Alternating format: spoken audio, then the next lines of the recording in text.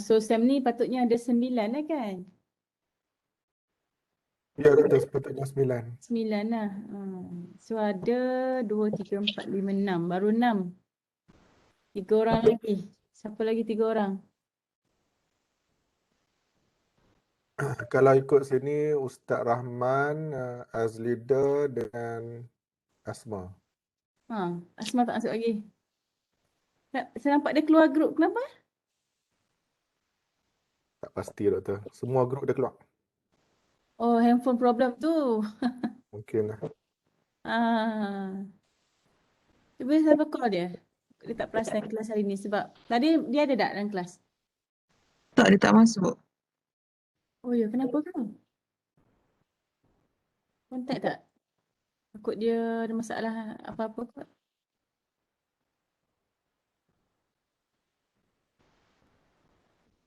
Okay, so apa? Yang 2 orang lagi, As dengan tu masih lagi lambat macam saya lepas. Tak ada perubahan lagi. Tolong bagi tahu sikit eh. Ada berguru ni. Patutnya anak murid tunggu cikgu kan. Tapi rasa tak payah cakap lah benda macam tu kan. Maksudnya kena faham lah kan.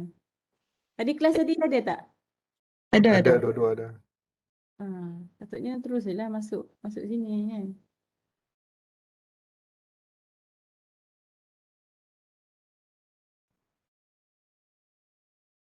Okey, saya dah hantar dalam grup sukatan iaitu silibus untuk SEM ni. Jadi SEM ni kita belajar apa Apa dia kita punya topik hari ni ataupun kursus untuk SEM ni?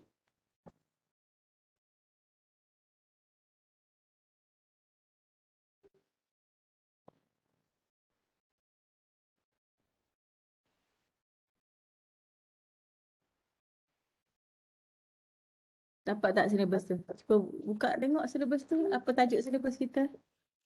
Yang kursus apa kita ni? Researching Classroom Teaching. Yes. Researching classroom teaching. So before we start with our new SEM, so again kita baca doa dulu untuk mula. Macam biasa. Okay, siapa? Boleh. Mana-mana ustaz ada 2 orang ustaz kat sini. Boleh baca awak dah? Boleh. Alhamdulillah. Okay. Bismillahirrahmanirrahim. Alhamdulillah alamin wassalatu wassalamu asyrafil anbiya'i wal mursalin wa ala alihi wa sahbihi ajma'in. Allahumma a'inna bil iman wa ansurna bil iman wa adkhilna fil iman bi rahmatika ya arhamar rahimin. Rabbana la tuzigh qulubana ba'da idh hadaytana wa hab lana min ladunka rahmah innaka antal wahhab. Bismillahirrahmanirrahim. La yazuru ma ismihi syai'un fil ardi wa la fis sama' wa huwa samiul alim wa la haula wa la quwwata illa billahil azim. Rabbana atina fid dunya hasanah wa fil akhirati hasanah wa qina azabannar walhamdulillahi rabbil alamin. Terima kasih kepada Ustaz. Okay. So tahniah semua jaya masuk ke SEM yang ke-6. Alhamdulillah. Lagi 2 SEM habis kan? Sekejap je. Clipboard siap. Dia berjemaah ni, dia punya fadilat berjemaah ni yang bagusnya kan. Jadi kekalkanlah apa ni?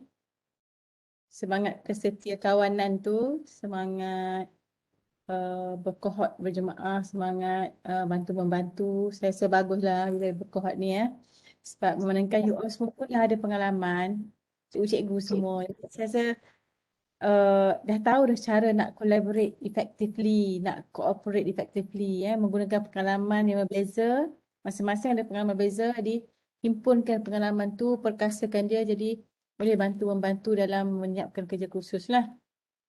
Di walau bagaimanapun saya nak sebut jugalah peringatan untuk semester ni agar tidak berlaku lagi macam saya lepas pensyarah kena ligan assignment dah tak berlaku lah pensyarah pun penat jugalah nak kena ligan ni. Kalau budak-budak kecil tak apalah kita ligan kan. Ni apa dah orang besar-besar semua kan, jadi kalau boleh kita pakat-pakat kerjasama supaya tidak membebankan mana-mana pihak. Kami cuba bantu you all dapat grade yang elok. Dengan syarat you all bantu juga kami untuk memudahkan urusan kami membuat penilaian. Kalau pakai hantar lambat, hantar yang tidak ada kualiti, kena cari-cari mana-mana tunggu-tunggu. Jadi menimbulkan masalah juga kami dengan pihak pengurusan dengan HEA, dengan Awang Hak Saleh nak buat apa proses-proses seterusnya lah. Jadi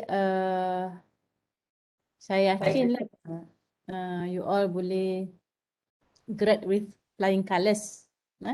Sebab yang saya pelajar ada depan saya ni memang orang kata bukan calon-calon orang. You all semua berpengalaman. Dan bila kita lihat, kita letakkan satu persepsi yang, reputasi yang bagus pada you all ada reputasi yang bagus kerana you all ni background cikgu. Dengan bila kita sebut cikgu ni, satu spirit guru ni dia lain. Spirit cikgu ni dia orang yang memberi contoh tauladan pada orang lain. Dia role model. Jadi bila role model, dari segi motivasi belajar tu sepatutnya tidak ada masalah dah. Kan? Pensyarah tak payah duk ulun lah nak bagi motivation, tak payah. Keduanya dari segi ketepatan waktu pun tak payah dah, sebab itu adalah antara apa yang kita duk preach, khutbahkan kepada pelajar kita. Jadi benda macam tu sepatutnya tak berlaku lah kepada kami untuk memberi peringatan pada pelajar yang merupakan guru-guru yang berpengalaman. Sebab kita sama-sama pendidik, kita tahu bila kita berhadapan dengan murid-murid, pertama yang kita nak sebutlah motivasi dalaman mesti tinggi. Kan?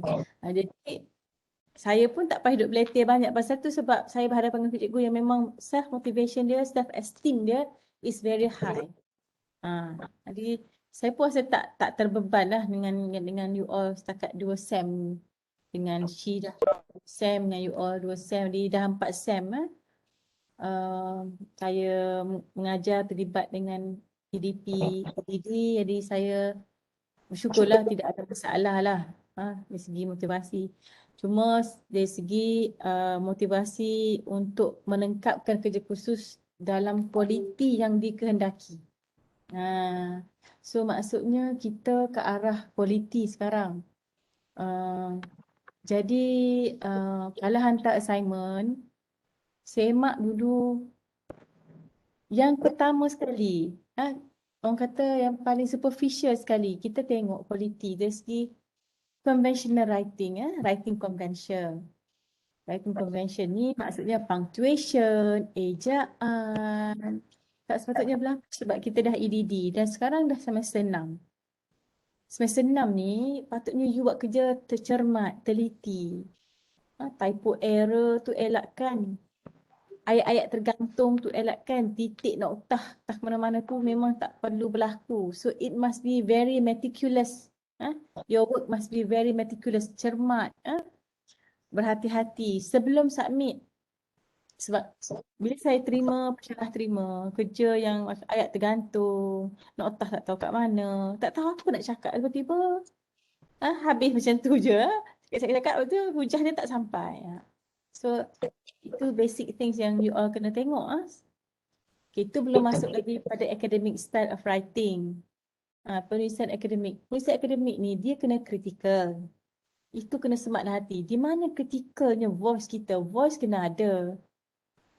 Bukan sekadar tulis, tidak ada voice. Dia kena ada hujah kita. So keupaya untuk menzahirkan voice hanya boleh terhasil kalau kita banyak membaca dan banyak praktis menulis. Okay? Dan membaca itu ada dua. Membaca tanpa ada critical thinking ataupun analytical thinking, atau membaca dengan penuh kritikal, membaca dengan analytical, maknanya analyze apa maklumat dan be critical. Is this sufficient? Is this true? Kan? So kalau membaca, setakat baca macam tu aja, memang you all tak boleh hasilkan voice, hujah-hujah sendiri. Dan hasilnya bila kita buat penulisan, kerja khusus, dia akan jadi macam yang apa yang berlaku lah. Sebab hanya bunyi macam you copy paste, you just ambil menurut ni, menurut tu. Tapi you sendiri, you sebagai orang yang membaca, mendapat maklumat, macam mana you digest, cerakinkan information, menjadikan dia hujah you yang you nak cakap. Stand, you punya pendirian you sebagai author yang menulis, you nak cakap apa, you nak debat tentang apa. Jadi itu yang saya nak lihat pada kali ini, kualiti penulisan, especially kalau melibatkan review. Melibatkan review tu memang kan tunjuk betul lah you review. So review ni higher order thinking, dia lah yang kalau ikut Bloom, review ni kognitif dia adalah kognitif yang C6. Paling tinggi sekali, iaitu dia kita review, you sebenarnya mensynthesize. Bila you review, you akan menghasilkan satu idea sendiri, ya, sintesis idea sendiri. Jadi untuk boleh you synthesis idea, you kena ada fikiran yang kritikal dan analytical. Kalau you tak ada fikiran tu, memang tulisan you adalah cedok saja. Ambil, tulis sana, ambil, tulis jadikan satu perenggan. It's not that way lah. ADD ni bukan macam tu. So kita kena tulis dengan kritikal. Okay? Nak tulis kritikal, tahu stand kita kat mana dan lihat persepsi kita ni, apa dia pegangan kita, dah kita tengok orang ni kata apa, dia kata apa, kata, so kita ribat, kita berbahas. Itu basic things. So from time to time, saya akan sebutlah benda ni sebagai peringatan mesra lah. Okay. So yang kedua, kursus kita ni paling mudah lah. Saya rasa dengar, yang ini dah saya rasa paling sangat-sangat hampir dengan you all. Dari segi tajuk pun you dah boleh agak dah ajar apa dia. Researching Classroom Practices. Kan? Kau tengok silabus tu. Researching Classroom Practices. Okay, saya akan tunjukkan, sharekan.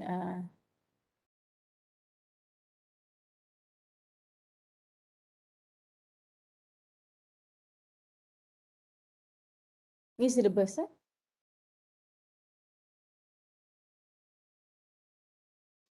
Kalau kita tengok pun, sinopsis kursus ini, dia fokus kepada improving teaching within the classroom. So what you do every day. Ini kerja buat kita setiap hari. Kita nak improve teaching within the classroom. So it provides an opportunity to explore and analyze educational needs across classroom teaching contexts. We'll discuss the nature of classroom as complex environment. Okay. Kita tahu bahawa memanglah classroom ini lubuk segala masalah dan lubuk segala peluang. Classroom right now, saya ni berhadapan you all, adalah kena letak dalam fikiran kita. Kalau kita nak cari masalah, nak jadi apa ni, melakukan kajian, kita kena cari masalah. So kelas adalah lubuk masalah. So kalau orang kata tak tahulah nak buat research apa, sebab dia tak ada fikiran kritikal, dia tidak amalkan reflective thinking. Tak jadi reflective practitioner, sebab tu dia tak nampak apa yang dia boleh baiki dalam kelas. So kalau kita rasa bahawa once you enter the classroom, once you step in the classroom, itulah bermula segala masalah yang kita boleh korek. Dan itulah peluang untuk kita improve diri kita setiap hari. So kalau kita pakai berfalsafah macam tu, pegang prinsip macam tu, maka ia akan jadi mudah untuk kita. Sebab kita sentiasa menuding pada diri kita sendiri. So maksudnya, tajuk ini, kursus ini, dia bunyi macam researching classroom teaching. Kalau kita berada ataupun kalau kursus-kursus di undergrad, dia dikenali sebagai action research. Action research lah kalau kita melatih cikgu, maknanya action research untuk pendidikan. Kalau mungkin kalau you ni orang bank ke, action research orang bank saya dah cerita hari tu kan, ataupun kelas mana saya cerita hari tu pun ada action research sendiri. Maksudnya kalau kita ni orang, kita doktor di hospital. Doktor hospital tu dia buat juga action research sendiri. Contohnya kalau saya bagi contoh, dulu kalau mungkin saya dah pernah sebut sebelum ni, kita perhatikan dulu kalau kita masuk hospital, sanitizer tidak terdapat. Ni sebelum COVID lagi. Kita masuk ke hospital, perhati tak? Mana ada sanitizer di muka pintu? Setiap hospital di muka pintu dan setiap nak masuk ward. Betul tak? Boleh saya dengar suara you all tak? Betul. Kan? Ya, betul. Ya. Tidak ada. sebelum COVID pun belum ada. Tapi at one point kita dapati ada sebelum COVID lagi, beberapa tahun sebelum COVID hospital ni kita masuk je dia memang dia letakkan yang kita boleh push sanitize tangan. Nak jumpa patient kita boleh nampak ada satu tempat apa orang panggil disinfectant disediakan botol di tepi pintu keluar masuk.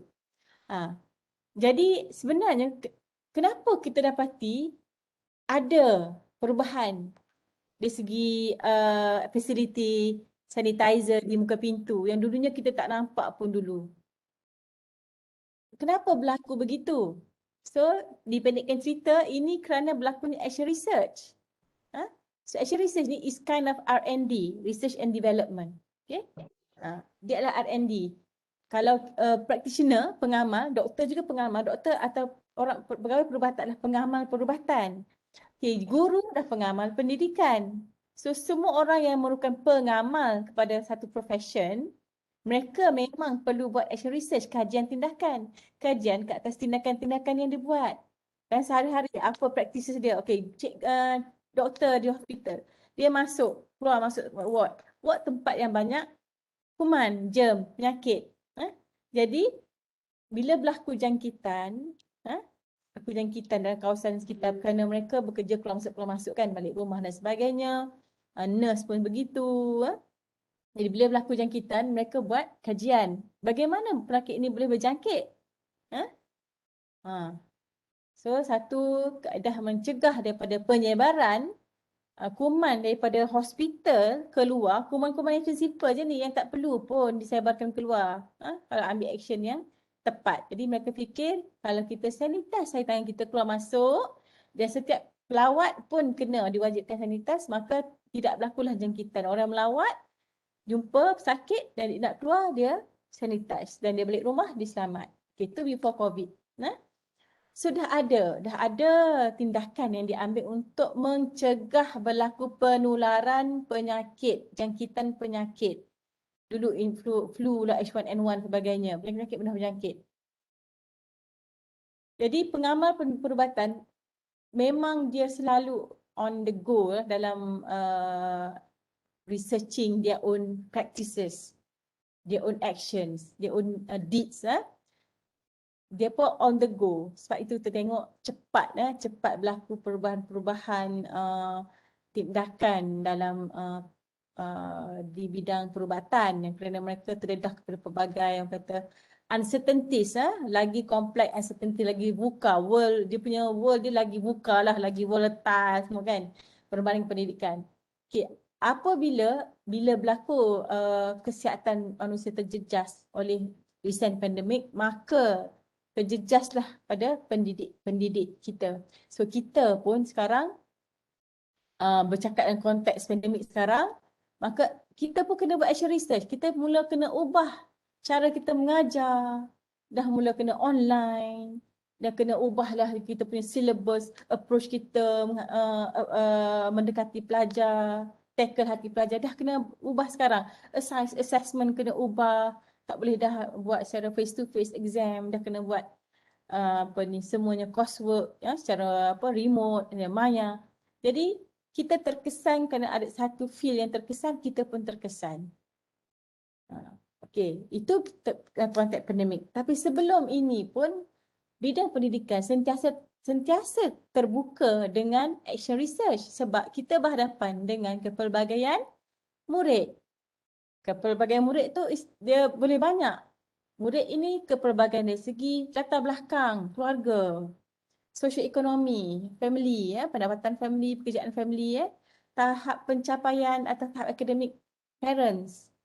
Dari segi minat pelajar, dari segi dia punya nilai-nilai yang terbentuk dalam diri pelajar dengan cara dia melihat, bagaimana dia melihat pembelajaran itu penting ke tidak, penting ke pergi sekolah, ke perlu duduk rumah saja, bagaimana dia melihat future dia. So benda ni di-shape, dibentuk oleh persekitaran, culture, budaya, dan sebahagian budaya itu terbentuk, terdidik daripada di rumah.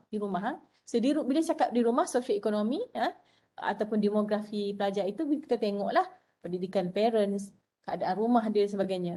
Jadi sekarang lagi kompleks, lagi mencabar tugas guru kerana kita ada pandemik. On top lagi of kita memang terdedah dengan pelbagai ketidaktentuan dari segi macam mana pelajar menerima kita punya pelajaran, bagaimana mereka melihat pelajaran, objektif macam mana tercapai ke tidak, nak assess macam mana. Dah sedia ada dah kita ni kompleks dan perlu buat research on the go. Mai pula pandemik COVID, lagilah kita dituntut untuk mengkaji sentiasa kerja buat kita dan sentiasa berubah. Sebab itulah kita pernah dengar, kalau kawan-kawan di IPG mungkin sangat-sangat biasa dengan action research, kita ada pelbagai model action research ni, pelbagai model. Jadi, dan semua model tu satu je dia punya, satu je dia punya kebersamaan dia.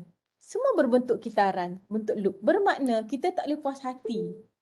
Bermakna semua, kalau tengok model, dia tak ada model yang linear. Buat start, cari isu, jumpa isu. Okay, baiki, buat intervensi, dan dapat data, analyze, stop. Tak ada model action research atau untuk model classroom teaching ni, researching classroom teaching, dia tidak ada model yang linear. Dia semua model dia berbentuk loop. Okay, bentuk loop. Maknanya kita ni habis je satu kitar, semak balik, reflect balik, kat mana lagi yang kita boleh baiki. Sebab dalam, katalah sasaran kita 20 orang, contohnya saya ada 9 orang, mungkin bila saya buat intervensi, 3 orang aja yang mencapai objektif intervensi saya, ada lagi 6 yang terdedah kepada belum capai objektif. So saya kena improvise lagi sehinggalah objektif tu dapat dicapai oleh kesemua pelajar-pelajar saya 9 orang contohnya. Sebab itu boleh jadi satu action research dengan satu objektif beratus-ratus kitaran. So jangan terkejut kalau ada yang buat sampai 400 kitaran hanya dengan objektif yang sama. So improvisasi itu biasa berlaku. So gist dia, intipati untuk memberikan berlakunya kitaran adalah refleksi. Refleksi asas dia adalah critical thinking dan analytical thinking. Kalau you tidak ada sifat refleksi, you tak faham apa dia yang mendasari, apa dia elemen zat-zat, zat yang menyebabkan kita boleh refleksi. Dua tu, analytical dan critical, you tak ada zat tu, you memang tidak boleh mampu buat refleksi yang betul-betul boleh memperbaiki tindakan. So ini saya bercakap untuk diri saya sendiri. Sebab kita dalam learning process, it's a learning process. Okay, dealing with adults, dealing with adult learners. Macam saya berhadapan dengan you all, macam IPG berhadapan dengan pelajar-pelajar yang kita latih sebagai guru. Memang kita hadapan dengan pelbagai, orang kata, pelbagai PL lah. Pelbagai peluang. So, itulah bebelan saya pagi ni. Bukanlah bebel lah, mukadimah tentang konsep asasnya action research ni. Atau dikenali sebagai researching classroom teaching. Untuk EDD ni dipanggil lah tajuk yang canggih sikit kan. Tapi basically is about we doing research on our own practices. That's why kalau tengok sinopsis ni, provide opportunity to explore, analyze educational needs. Okay. Kita discuss nature of classroom, significance of classroom research, and how research facilitate teachers in recognizing and understanding different aspects of and dimensions of teaching and learning that occur within the classroom. Okay. This course looks at ways of researching one's own practice, recognizing personal and systemic gaps in knowing and using contemporary literature in a critically reflective process to build a professional learning journey. Also offers a research opportunity to develop professional teaching practices. The action research approach for classroom research will also be emphasized.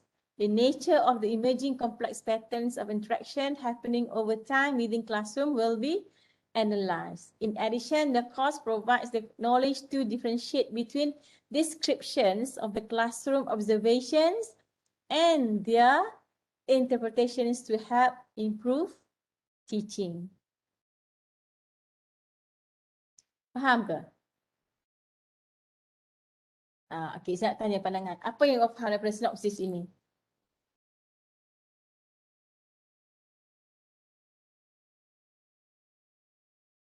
Dengan sikit pandangan. Apa yang you all rasa you all perlu buat dalam kursus ini? Based on synopsis.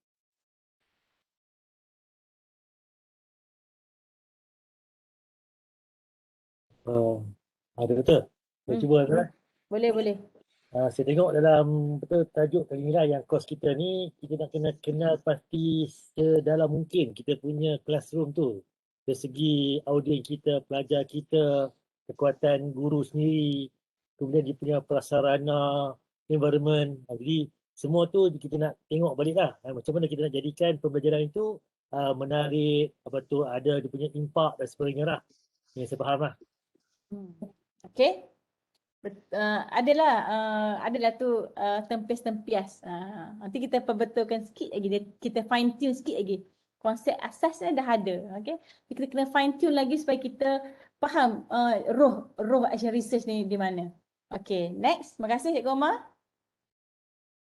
Betul. Ya. Orang lain?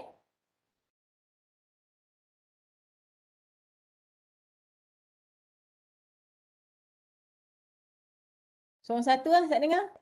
Tak panggil nama. Apa yang saya fahamkan, apabila kita berada di dalam kelas, kita dealing dengan anak murid kita dengan kepelbagaian latar belakang tu, kita akan menghadapi menghadapi pelbagai masalah lah. Ada budak sebab dia tahap dia yang berbeza-beza. Jadi macam mana kita nak memenuhi keperluan nak bagi semua mencapai objektif kita kepada semua anak murid kita. Jadi kita kena buat penambahbaikan daripada kita punya teaching tu lah.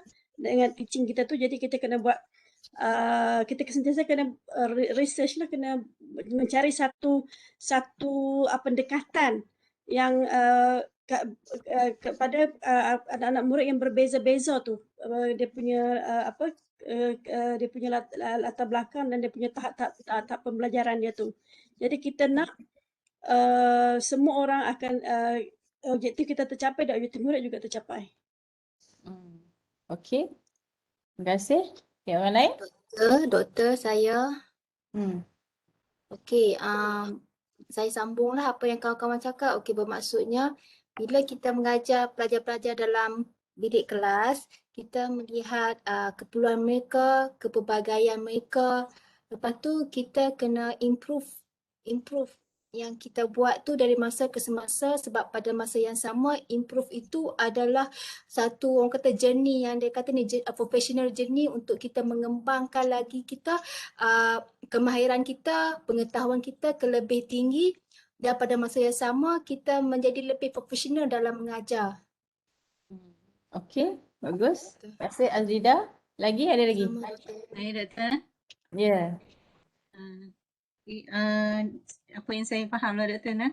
Okey, maksudnya di sini kita nak improvekan nak improve dia punya pengajaran dalam bilik belajar kita kan. Okay, maksudnya di sini kita cuba perlu mencuba teknik pendekatan dan juga strategi yang sesuai dengan dia punya tahap dia punya pelajar kita tu. Maksudnya kita cuba kaedah ini, kalau kata tak sesuai, kita cuba yang lain pula. Maksudnya contoh kalau kata macam sekarang ni kita kena melalui online, okay. Jadi bila face to face dah tak boleh. So kita cari apa masalah yang timbul kalau kita secara maya.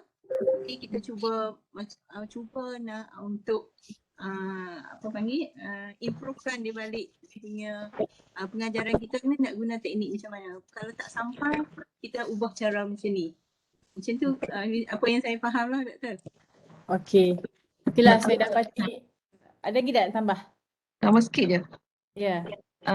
Kita cuba nak cater multiple intelligence students. Contoh hari ni kita guna kinesthetic. Ada certain pelajar kita boleh cater dia punya intelligence. Esoknya tu kita guna kaedah lain nak cater orang lain pula. So back kepada kita punya previous subject lah, SBCD tu. Kita create our own curriculum nak suit dengan kita punya student needs. Kelas depan macam mana, kelas tengah macam mana, kelas belakang macam mana. Thank you. Okey, betul. Ya. Terima kasih Suhaini, terima kasih Zai, terima kasih Azlida lagi. Doktor tambah sikit. Boleh?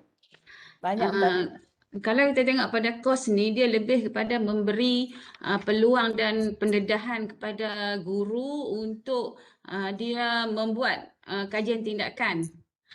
Sebab dalam kelas tu sebenarnya kita boleh tengok pelbagai kecerdasan murid tu dan bagaimana kaedah pengajaran yang dilaksanakan tu berkesan atau tidak.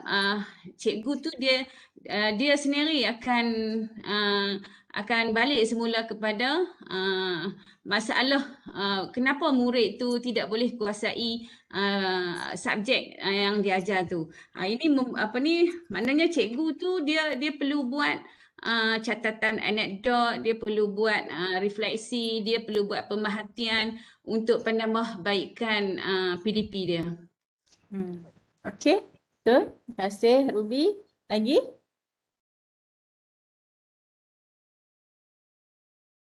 Dua orang lagi. Doktor, saya doktor. Ya. Minta maaf, ada apa construction sebelah ni. Tunggu time dia berhenti baru boleh bercakap ke tidak, bising. Boleh saya simpulkan dalam bentuk PDCA kot, Plan, Do, Check and Act. Lepas tu on the stage of plan tu ada tulis itu tentang needs assessment, differentiated instruction, kemudian multiple intelligences dan semua tu kita take into consideration. Kemudian apabila dan juga previous experience lah kepada murid-murid kita tu supaya kita kenal pasti di mana kita nak mula.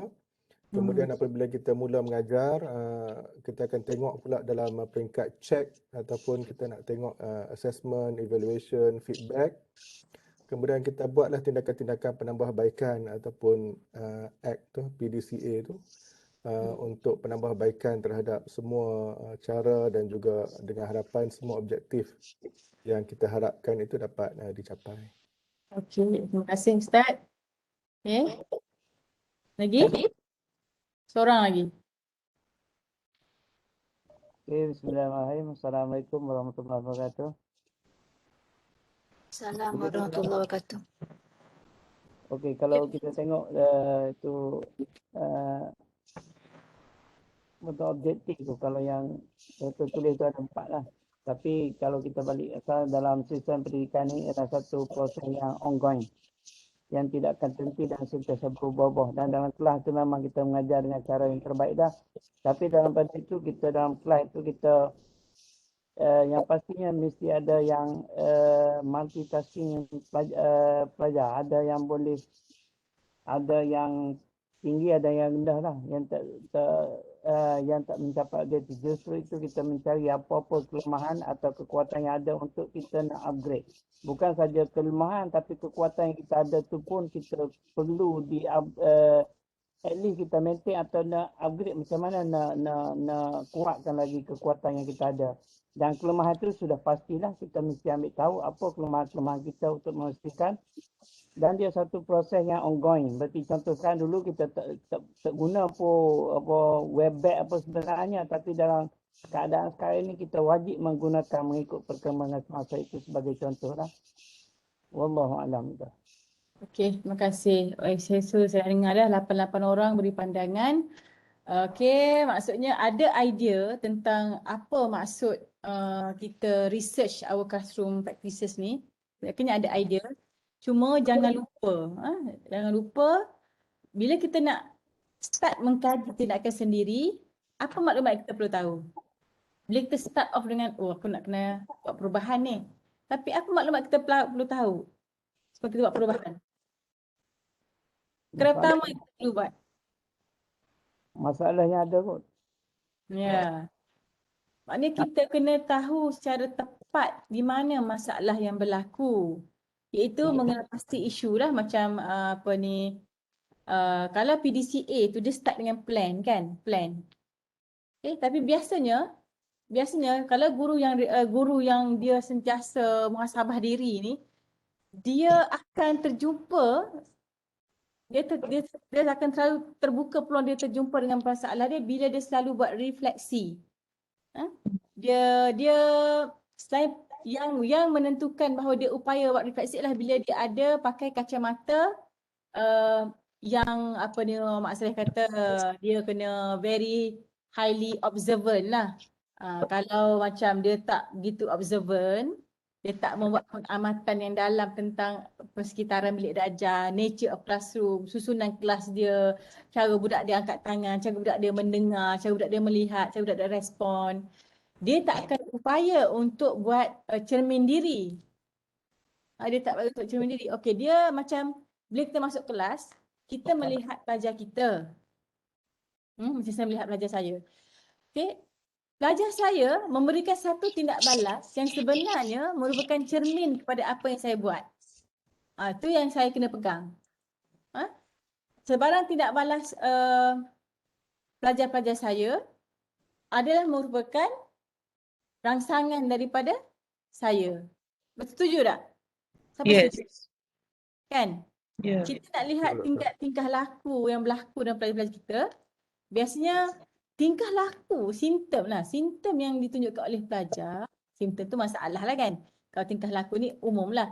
Sebarang tingkah laku yang ditunjukkan oleh pelajar, sebenarnya dia adalah respon kepada apa yang kita, rangsangan yang diberi oleh guru.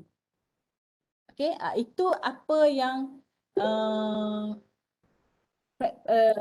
reflective practitioner pegang. Kalau itu adalah apa ni orang kata roh dia, roh yang patut ada dalam seorang pengamal reflektif. Masuk kelas, dia tengok tingkah laku pelajar dia pun terus fikir, kenapa pelajar aku macam ni, kenapa pelajar aku lambat nak jawab, kenapa pelajar, adakah soalan kita yang tak jelas, adakah cara kita sampaikan itu tidak menarik minat. Dan bagi saya selalu tanya diri saya, kalau you all lambat respon, mungkin satu faktor facility you all tak dengar ke, faktor teknikal, atau mungkin soalan saya terlampau tinggi dan you all susah nak digest, tak faham apa maksud cikgu ni tanya apa sebenarnya. So budak pun macam nganga, nak jawab pun tak boleh. Jadi selalunya action research ini, khusus ini, dia menekankan tentang bagaimana kita menjadi seorang pengamal, dan konteks kita gurulah, pendidik yang reflektif, yang sentiasa muhasabah. Tindakan pelajar sebenarnya menunjukkan pada tindakan kerja buat kita, tindakan kita. Kalau kita pegang macam tu, maka kita nampak banyak sangat peluang untuk kita baiki. Okey, salah satu cara kita nak dapatkan information, nak mengesahkan bahawa ada masalah timbul dalam kelas, hasil daripada tingkah laku pelajar demikian. Kita mula dengan tingkah laku pelajar, iaitu simptom, dan kita follow up dengan kita mengesahkan. Bila kita rasa macam berlaku refleksi, kenapa macam ni, kenapa tidak begini. Bila berlaku persoalan begitu, kita pun sahkan. Kasihlah kita sahkan dengan pelajar kita. Okey, mengapa awak tak jawab soalan cikgu? Kenapa awak jawab salah contohnya? Dia jawablah, soalan cikgu tinggi sangat lah, atau saya tak faham lah, atau sebenarnya saya tak study lah. Dia akan jawab macam-macam. Sebenarnya saya lupa study lah, sebenarnya saya lupa tengok syllabus lah, macam-macam. Jadi kita pun seorang saya kita balik. Saya tak cukup bagi penerangan ke? Saya tak bagi information ke? Saya tak beritahu dalam WhatsApp ke yang awak kena masuk kelas? Atau assignment saya tak jelas ke? Kita semak diri kita. Adakah kita yang banyakkan dia respon demikian? Itu pegangan pengamal reflektif lah. So khusus ini sebenarnya mengajar kita untuk letakkan kesalahan tu pada diri kita dahulu, hasil daripada tingkah laku yang ditunjukkan oleh pelajar. Hasil daripada simptom yang ditunjukkan oleh pesakit kita. Pesakit kita adalah pelajar lah. So kita kena anggap kelas kita adalah makmal. Satu makmal yang kita eksperimen kita punya tindakan. Kita buat eksperimen kat tindakan kita. Okey, kalau aku cakap kuat, apa agaknya budak yang belakang tu respon? Kalau aku cakap perlahan, apa agaknya dia tindak balas yang dia beri? Kalau kita ulang-ulang, satu pernyataan tu kita ulang banyak kali. Apa gerak balas budak yang lemah contohnya bila kita ulang-ulang?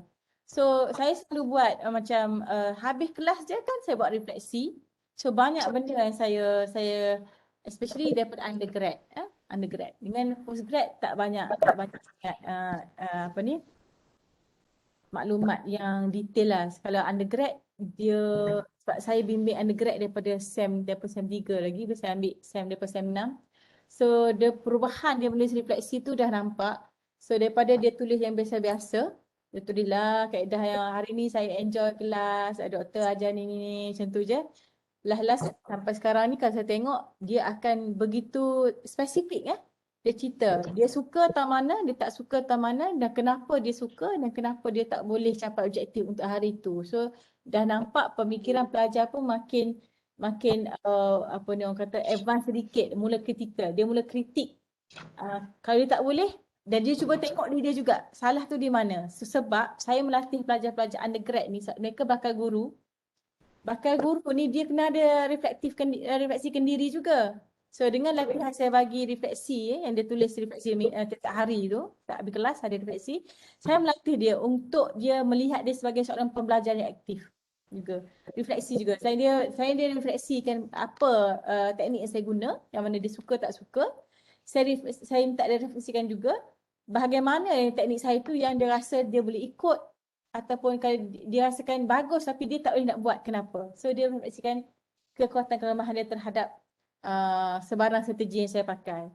So untuk latih mereka supaya mereka pun esok-esok bila tulis refleksi dan buku rekod, mereka ada rasa macam amalan apa ni orang kata kemahiran untuk melihat kelemahan diri itu dan membuat membina orang kata skemata ataupun linking between before and after tu ada, meaningful learning tu berlaku lah.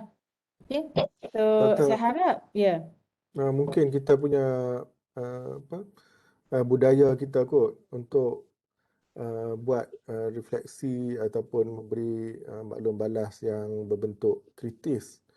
Sebab saya rasa lah mungkin dalam budaya kita lah, sebab kita dari kecil lagi dididik supaya taat kepada authority figure, kepada cikgu, kepada pensyarah contohnya. Sekali lagi takut pensyarah kecil hati ke. Jadi itu yang menghalang kita daripada mengeluarkan komen-komen yang sepatutnya. Tapi beza di tempat lain. Macam saya waktu di Australia dulu, anak saya dia start dah drilling, harap tak mengganggu. Macam anak saya, kami di rumah memang cakap Inggeris lah, saya anak doktor pun sama juga lah. Jadi anak saya yang perempuan tu dia kata, Abah dia kata jangan guna past tense banyak sangat kalau cakap. Okay, so benda-benda yang direct to the point, dan dia memberi penambahbaikan kepada kita sendirilah. Jadi di Malaysia saya kurang sikit lah daripada culture untuk kita nak buat teguran-teguran yang direct macam tu, yang blunt, yang mungkin kita takut kecil hati dan sebagainya. Ya, sebab itu kita ada pegangan. Kita ni sebenarnya cantik tau, kita punya budaya kita ni, sebab kita ada agama. Sebenarnya kita perlu ambil macam satu peluang yang sangat baik. Berbanding saya pun masa tu saya tengok dulu, Mak Saleh anak-anak dia terlampau blatant, dia macam dia tak ada segan tak situ. Tak tapih dah sebab dia tidak ada agama. Dia tidak ada moral itu yang dididik sekali seimbang.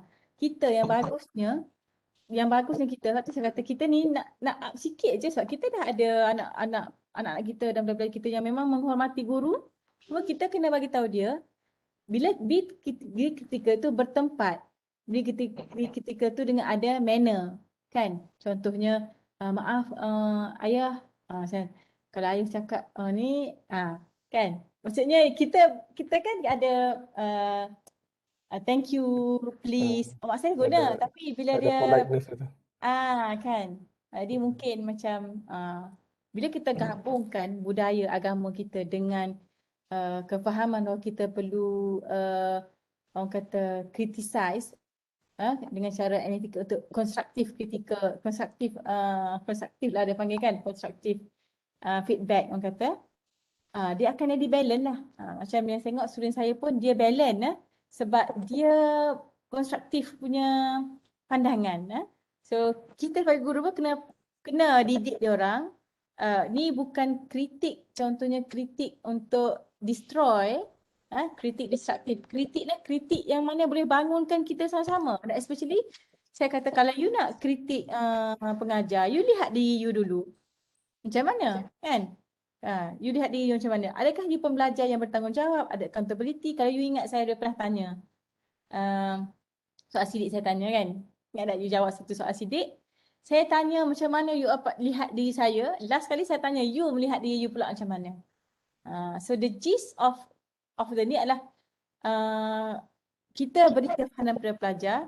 This must be constructive supaya benda ni the output will benefit both parties. Bukan hanya dia nampak cikgu ni ngajar tak sedap, cikgu ni tak ada ABM, cikgu ni cakap banyak talk and talk. Tapi dia sendiri macam mana? So the balance is there. Jadi yang cantiknya saya kata tadi, balik pada apa yang budaya kita ni, kita punya sistem pendidikan ni adalah teras dia jeris, ada spiritual dan rohani. So itu yang kita holistik tu. Kita tengok memang holistik lah, kita boleh garap dalam bentuk yang memang kata pegangan budaya kita, agama kita tu salah satu teras yang mendasari apa perbuatan kita, teras dia adalah agama. So kita kena welcome lah, welcome ni adat budaya jaga. Saya pun macam macam mana, baiklah kita kena bagi tahu lah anak-anak ni, nak tegur boleh walaupun kita open, tapi adab kena jaga, jangan di depan orang lain. Sebab menasihat tu sepatutnya di belakang kan, puji tu di depan, nasihat di belakang. Sebab tu kita pesan kat anak-anak kita, bila kita nak tegur, kita tegur di belakang kan, kita cakap one by one dengan dia kan. So dengan cara kita tunjuk pada anak kita bila kita tegur dia, kita one to one. Bila kita tengok dia buat, tapi kita tak tegur direct, kita panggil dia one to one. Kenapa kakak macam ni tadi, gini depan orang tetamu semua. Jadi dia pun kita didik. Mungkin di sekolah dengan Mak Saleh semua tu, dia begitu vocal sebab dia didik dengan vocal, tapi bila di rumah kita balancekan balik dengan it's good for you to be critical but not in a way that will hurt other people's feeling. Maksudnya you can do it in a constructive manner. Okay? So it's all about you being creative lah. So benda ni, ilmu-ilmu ni kita kena sentiasa belajar lah. Saya pun sebenarnya sebagai guru, sebagai ibu, cabaran lah sebenarnya benda ni. Then when it comes for me to teach this, the gist of this pada saya reflective thinking. Dan dia tengok pelajar-pelajar pun dia tahu niat kita bila kita minta refleksi, niatnya adalah untuk apa? Untuk penambahbaikan tu untuk mereka juga, untuk kita baiki apa yang win-win situation, yang dia suka kita suka. Okay, so bila tengok kepada ni outcome kita ni, di sini pun kita boleh sebenarnya tahu dah benda ni adalah sesuatu yang kita tak susah pun nak sembang, nak bincang. Di assignment kita pun akan berkisar tentang benda macam ni lah. Proses-proses untuk kita buat research, masa nak buat proposal dan seterusnya kita collect data, dan hasilkan report. Dan untuk kita menghasilkan satu proposal dan membuat kajian, seterusnya buat kajian, of course kita kena buat literature review yang kata substantif. Saya harap dah nampaklah bayangan-bayangannya. Dan saya fikir untuk SEM ini kesemuanya adalah individu. Okay? Ada individu. Dah SEM 6 kan? So semua kerja khusus individu. Satu, kena buat critical review tentang, pilih satu topik yang memang you all nak buat kajian. Buat review tentang that particular issue. Kemudian propose satu kajian berkaitan dengan isu tersebut. Kemudian run dan write report. Okay. At the end of the course, ada quiz. InsyaAllah. So itu yang saya plan lah. So 100% coursework. So assignment saya akan bagi, kemudian lah saya dah siap dah assignment ni sebenarnya. Saya tunjuk, tapi saya mungkin perlu sedikit lah saya nak baiki-baiki sikit. Saya tak bagi lagi pada you all assignment ni. You all tak nampak ke saya share ni pun. Saya share assignment. Tapi saya tak akan bagi lagi untuk disebarkan lah. Perlukan beberapa touch up lagi lah. Sebab dengan 100% ni mungkin saya kena perbaikkan ya. Tapi basically you all kena buat part A article review, isu yang you all nak buat, yang part B construct action research. So bear in mind that dalam PDPR sekarang ni kita memang COVID, kita remote learning sampai tak tahu bila. So begitu juga yang akan berlaku dengan you all pun. Cikgu Omar dengan Ustaz Sabri ni tak ada kelas kan? You duduk di ni kan? Suhaini pun kan? SIC kan? Saya doktor. Saya kelas mengajar. Oh, Suhaini mengajar. Yang tak ada Saya kelas doktor. dapat Azlida. Ya. Azlida memang duduk di Saan lagi? Ya. Lagi? Asma tak ada kelas lah. Asma SIC plus. Sama tak apa. Asma dia ada kontak dengan sekolah. Biasa dia kena gunakan kelas itu untuk dia buat. Macam dia buat baru ni. Projek yang dia buat baru ni. Something yang macam dia boleh guna untuk kelas. Suhaini sebab ada kelas. Cikgu Omar dengan Ustaz Rahman macam mana? So you can action research tentang Ustaz apa? Omar. Ustaz Omar dengan Ustaz Rahman. Kak Sabri. Ustaz Sabri. Sabri, Sabri. Saya tidak kenal tu. So macam mana? You kena fikirkan. Macam you can go to. Saya tengok kelas isteri saya Doktor. Tapi you kena mengajar actually. Mengajar. Ajak apa? Itu tak boleh. Dia tak boleh orang lain. You kena you sendiri. So kena fikirkan. Saya cadangkan you ambil dah satu kelas mana-mana kot. Tapi macam mana nak buat? Susah juga tak? Sebab dia Ikut tumpang pair teaching sekolah lain Ustaz.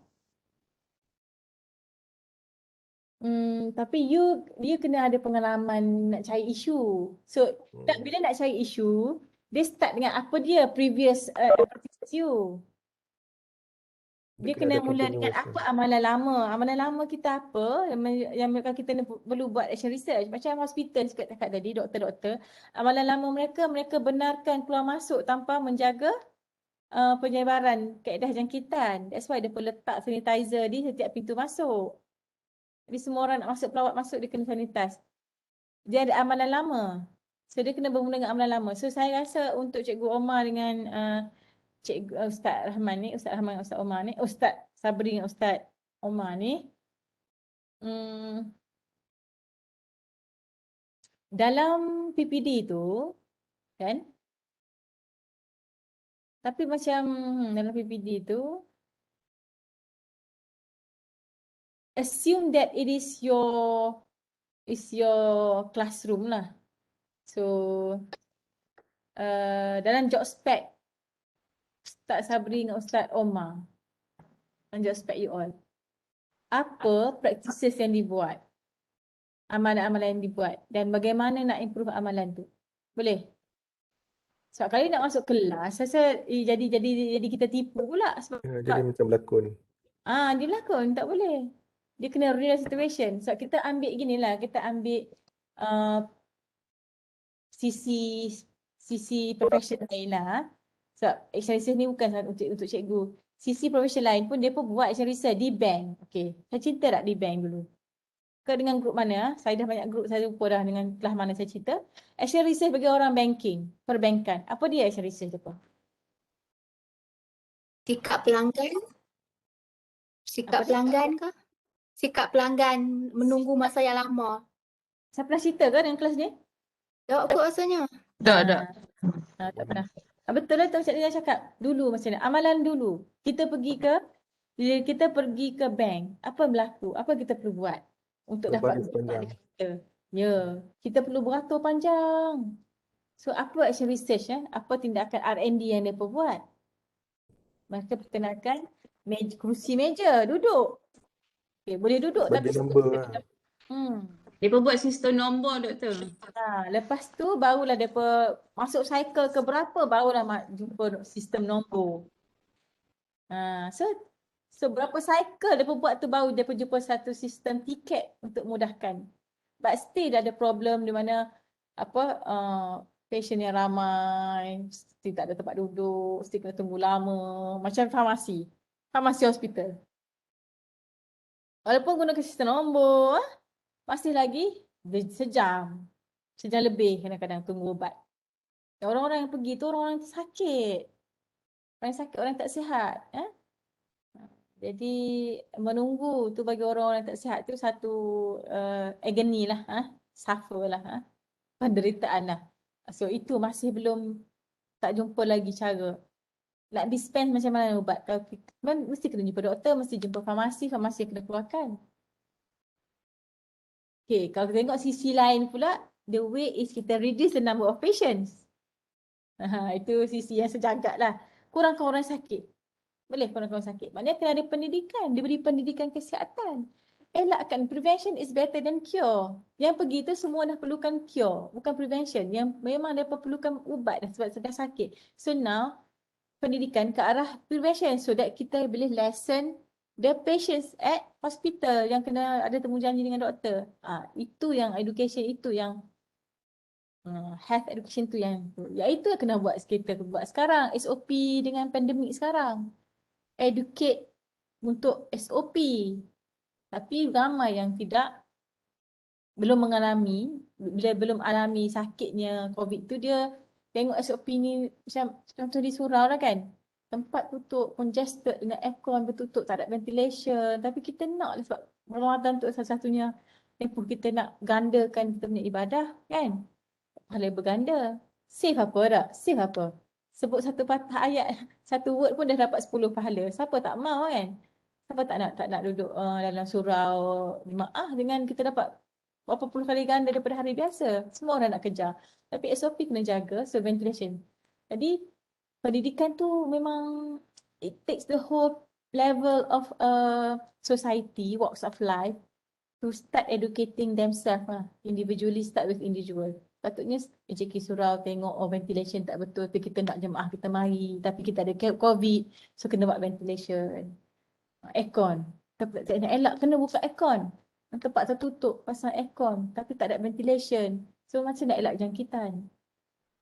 So kalau SOP yang ketat contohnya pakai mask, balik pakai mask masjid, sanitize basuh sabun dulu baru buka mask. Kadang kita pakai mask balik kita tak sanitize, kita buka dan kita pun sentuh terus hidung. Mungkin sebab itu. Maknanya ilmu. Itu ilmu kita ikhtiar. Tapi nak kena juga dah buat semua tu, itu dah takdir lah. Kan? Orang kata takdir lah. Atau kita orang Islam, kita percaya last kali kita ada takdir yang kita dapat. Okay. So, itu yang saya baru sejam lah kita baca lotih ni. Ada 2 jam lagi. Okay, baru pukul 1 ni. Jadi itu saya nak kita nampak peranan pendidikan ini memang besar peranan dia sebab dia mempengaruhi semua. So jangan nampak pendidikan yang kelas sajalah. Jadi untuk Ustaz Sabri dengan Ustaz Omar, saya rasa boleh buat action research dalam konteks pejabat lah. Pejabat Ustaz-Ustaz berdua ni macam mana how to educate. Try. I think you can do it, you can find. Mesti Doktor nak tanya. Ya, boleh. Macam kalau action research ni, katalah dalam satu organisasi tu, kita tengok ramai staff dia yang selalu saja ambil MC, tak datang kerja sebab tak sihat, dengan saiz badan yang obes. Kemudian kita rancang satu program untuk isu gaya hidup sihat staff ni. Adakah yang tu dikira action research? Oh, itu sebenarnya tidak. Itu sebab dia tidak menjurus kepada amalan katalah organisasi tu, amalan pentadbir. Dia macam mana nak cakap? Dia mesti amalan lalu kita tu macam mana? adakah amalan organisasi tu dia menggalakkan kantin dia tak ada syarat-syarat kantin dia kena jual benda-benda yang sihat ke, buah-buahan ke, kurangkan gula ke, pakai gula non white sugar ke, pakai gula yang organik saja ke. Adakah telah dibuat sebelum tu? Sebelum ni memang kafeteria tu dimestikan sediakan sebahagian makanan yang sihat seperti makanan-makanan yang bakar, rebus dan sebagainya lah. Kemudian memang kita buat aktiviti-aktiviti dan program-program untuk staff tu untuk dijadikan satu amalan supaya bila di akhir nanti bila kita cek balik ke taraf kesihatan dia tu semua dalam keadaan normal dari segi BP dia, dari segi BMI dia. Tapi dia ada kalau kita yang melakukannya adalah pihak pengurusan. Kalau contoh saya ambil B nak buat. B, adakah B adakah you practitioner untuk perkara itu, untuk gerakan itu? Are you the practitioner? Adakah B yang involve dalam menentukan kafe itu semua tu, ataupun B sebagai orang luar, sebab you tak boleh kontrol. Kalau yang luar action research ni kena buat yang kita boleh kontrol, yang kita sendiri boleh kontrol, kita boleh ubah diri kita. So kalau program orang lain nak buat, B tak ada kontrol, B sebagai staff biasa, program tu bukan program B pun tak boleh. Kalau ikut yang itu memang dalam kawalan lah sebab kita ambil senarai nama pada mula program tu kita akan ambil semua biodata dia dan kita akan simpan sebagai kita punya perbandingan keputusan di akhir program nanti tu. Kita ambil kehadiran untuk menentukan supaya dia akan ikut setiap minggu program yang kita laksanakan. Tapi untuk ni saya nak tema dia adalah classroom. So kita banyakkan kepada classroom sebab kita pendidik kan, classroom. So kecuali kepada Ustaz Omar, Ustaz Sabri dengan Azlida. So macam mana nak buat sebab mereka tak ada classroom. Daripada di office. Cuma Azlida memang langsung tak masuk kelas ke? Langsung tak boleh ke? Macam Tak betul. Dia tak sebab surat lantikan main macam spesifik macam tu je. Lantikan apa? Surat yang masuk kerja kat situ. Urusan. Ya. Tak boleh mengajar. Tapi basic AS ni bio kan? Sains kan? Doktor. Ya. Okay, macam tu untuk AS sebab AS ni berada di pusat pendidikan, berbeza dengan maknanya kita macam Ibda tu dia ada kelas dia ada kelas macam beza dengan Ustaz Ulmah dengan Ustaz Sabri, dia tak berada dalam satu yang organisasi, dia tak ada kelas kan. Jadi AS ada peluang lah.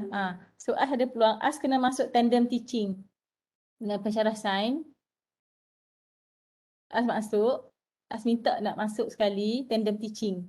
AS juga kena ambil peranan untuk mengajar juga sebab AS pun orang sains, AS boleh ajar. So kena buatlah bincang elok dengan pensyarah sains mana yang AS boleh ni untuk assignment ni.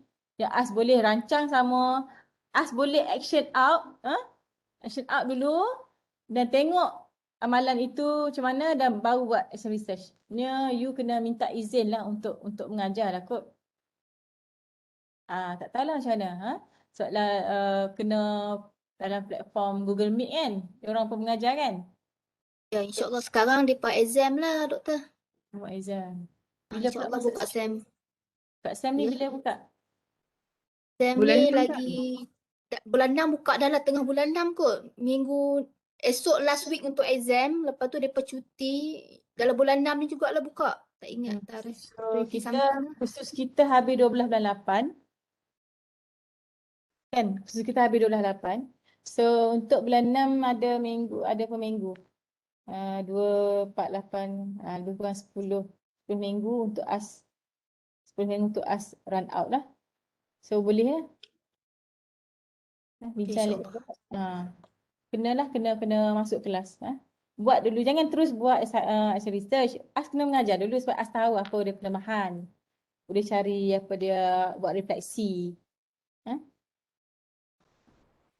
So, Terima kasih Doktor. cuma Ustaz Omar dengan Ustaz Sabri tu nak masuk kelas mana? Kalau kata nak masuk kelas. Nak pergi ke sekolah mana?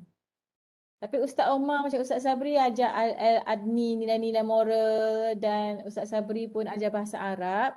Ada tak buat tuition tentang bahasa Arab? Atau ini subjek dia buat tuition tak? Ada Doktor, saya lah ni yang saya jaga bangunan.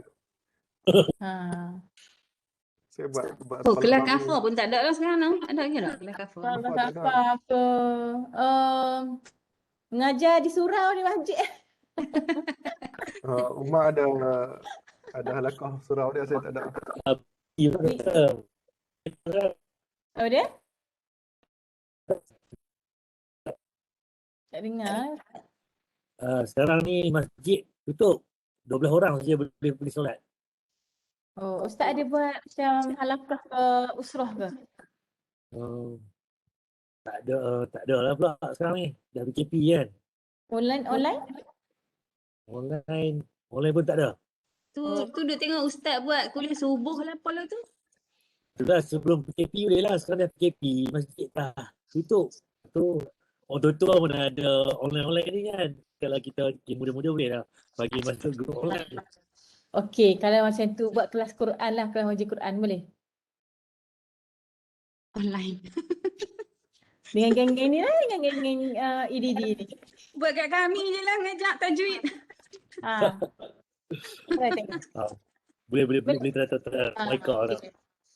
Bahasa Arab Bahasa Arab kah? Bahasa Arab ke? Buat kelas bahasa Arab. Tapi ni Ustaz Omar, Ustaz Sabri pula. Buat kelas Inggeris. So carilah apa, anggaplah kawan-kawan kita ni anak murid kita. Tapi janganlah anggap nak berlakon. Anggap macam betul-betul lah kelas yang betul-betul kita nak improve lah kan. Betul. InsyaAllah Doktor, kami akan carilah. Nanti kita akan pecahkan kepala. Dia tak rekod tau, dia akan jadi betul. Real. Dia akan jadi real. Sebab kita nak, memang Ustaz pun duk mengajar di surau, mungkin dengan cara tu Ustaz boleh tengok macam mana apa feedback kan. Ustaz Sabri pun sama. Tu macam sama tu last sem punya assignment lah lebih kurang. Dia tak sama. Ya. Tak boleh. Doktor, yang ni lebih fokus dalam kita punya classroom lah. Dia memang action, berlakunya action. Macam you all buat tu, you all tak ada nak run kan. Tapi ni nak tengok style you mengajar. Dia bukan bahan tu saja lah. Dia nak tengok the way you deliver apa masalah dalam PDP tu. Doktor, nak tanya doktor je. Kalau dulu kalau kita mengajar darjah 1 dulu. Saya akan pegang tangan budak tu untuk dia bentuk huruf ataupun nombor lah. Kita akan pegang supaya bila dia menulis nanti tulisan dia tu cantik. Sekarang ni pun kita tengok budak-budak tulisan macam doktor lah. Tengok tulisan ni pun yang payah nak baca. Jadi bila saya mengajar kelas pro sekolah ni, saya nampak tulisan murid-murid tu ada setengah tu memanglah cikgu nak pegang tak boleh sekarang PDPR. Tak boleh nak pegang dengan COVID. Kalau dulu kita boleh pegang untuk bentuk tangan dia tu. Kalau katalah kita buat online ni, kita bagi kat dia satu lembaran, huruf-huruf tu kita titik-titik suruh dia ikut titik-titik tu membentuk huruf atau angka. Yang tu boleh tak kita jadikan sebagai action research kita? Maknanya sebelum ni B ajar cara pegang tangan. Ya. Sekarang ni dah PDPR, maka guna lembaran titik-titik. Tapi you perhati ke cara dia buat tu? Macam online? Kita online lah masa kelas. Kita online yang murid buat dia akan pamer lah kat kita, dia tunjuk lah hasil yang dia buat. Cara dia pegang pen tu semua. Sebab Sebab apa isu di situ? Isu sebenarnya. Isu dia tu murid kadang-kadang dia nak buat huruf D tu dia silap, dia buat bulat tu congak terus naik ke atas. Kalau kita belajar dulu huruf tu mesti buat bulat dulu separuh baru tarik ke bawah. Jadi kita dalam lembaran tu kita akan bubuh anak panah satu buat mana dulu, nombor 2 ikut urutan tu nombor tu bagi supaya nombor yang dia hasilkan nanti tu cantik, bentuk dia cantik lah, taklah macam terkelepek tengok. Ya, betul. Jadi maksudnya bila dah rectify itu sebagai isu di mana psiko halus apa psikomotor halus Kemahiran motor halus. Dia dipanggil kemahiran motor halus tu. So kena garap dalam bentuk yang macam mana nak cakap Isu dia adalah budak ni dia simptom dia ni kita nampak dah dia tak tulis dengan cantik. Itu simptom dia. Okey, punca dia adalah kerana kita cikgu tak boleh pegang tangan. Kan cikgu pun buatlah cikgu pun buatlah intervensi pegang tangan budak. 1 2 tengok nombor ni 3 baru tarik macam tu contoh. Kan? Tapi bila itu amalan lama you dan you nampak ada perubahan bila you pegang. Tapi bila PDPR budak-budak ni kelihatan budak-budak yang lain lah ni kan, budak-budak tak tahu budak dulu kan. So sekarang ni cikgu tidak boleh nak approach budak secara pegang tangan fizikal kerana PDPR. Jadi apa yang dalam kawalan kita sebagai guru yang kita boleh baiki? Adakah motor halus itu hanya dengan melalui pegang tangan saya boleh kemahiran motor halus? Adakah dia ada cara lain untuk dia bina motor halus dia? Dia boleh juga guna plastisin membentuk huruf. Kan? Sebab kita nak suruh dia akhirnya dapat tulis. Sebab isu dia adalah budak tulisan tak cantik. Itu isu dia, pegang isu dia. Budak tulisan cantik. Jadi kita nak juga budak tu boleh tulis dengan cantik, dengan betul lah. Bukan cantik saya, dengan betul lah huruf tu, bukan terbalik. Macam mana kita nak tackle isu tu? Kalau dulu kita ada face to face, kita boleh bantu dengan pegang. So settle. Tapi sekarang tak boleh. Tapi kita tahu punca dia adalah kemahiran motor halus. Punca. So bukan punca dia cikgu kena pegang. Tak, cikgu kena pegang untuk bantu dia memiliki kemahiran motor halus. Kan? Cikgu buat intervensi pegang tu supaya tercapai kemahiran motor halus. Tapi sekarang nak bantu macam mana untuk budak capai motor halus? So adakah dengan hanya lembaran kerja tu terbina motor halus dia? Rasa mungkin tak berapa kot. Tapi motor halus ni dia kena pegang kan, dia kena touch. Dia kena dia kena main-main. Itu. So fokus pada itulah untuk bina kemahiran motor halus. Isu dia adalah kemahiran motor halus. Maksudnya budak ni dia beri pegang-pegang dia bentuk dia. Then only to introduce kertas yang ada titik-titik tu untuk dia dah lembut dah jari dia boleh gerak. Kena ada kerjasama parent lah sebab ni di rumah.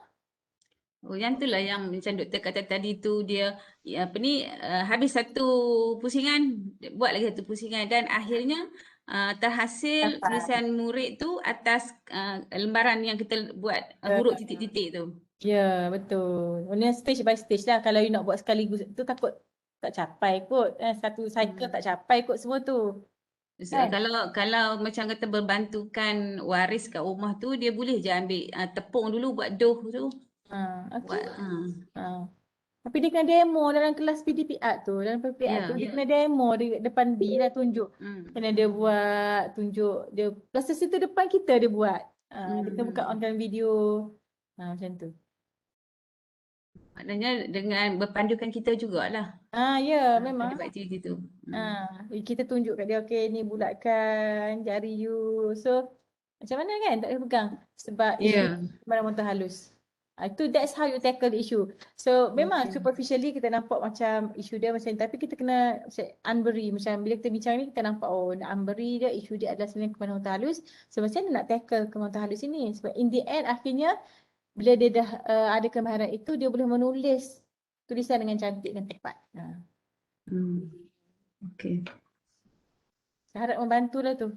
Ya, ya, membantu Doktor. Nampak lah action research tu macam mana. Ha. Doktor nak tanya Suhaini. Okay, ni berdasarkan pengalaman lah masa PKP 1 hari tu, kita buat memang totally PDPR. Bila buka, rupanya ada masalah lain. Masalah pelajar tak ada data, pelajar kongsi peranti dengan parents. Lepas tu kita come up dengan idea buat modul.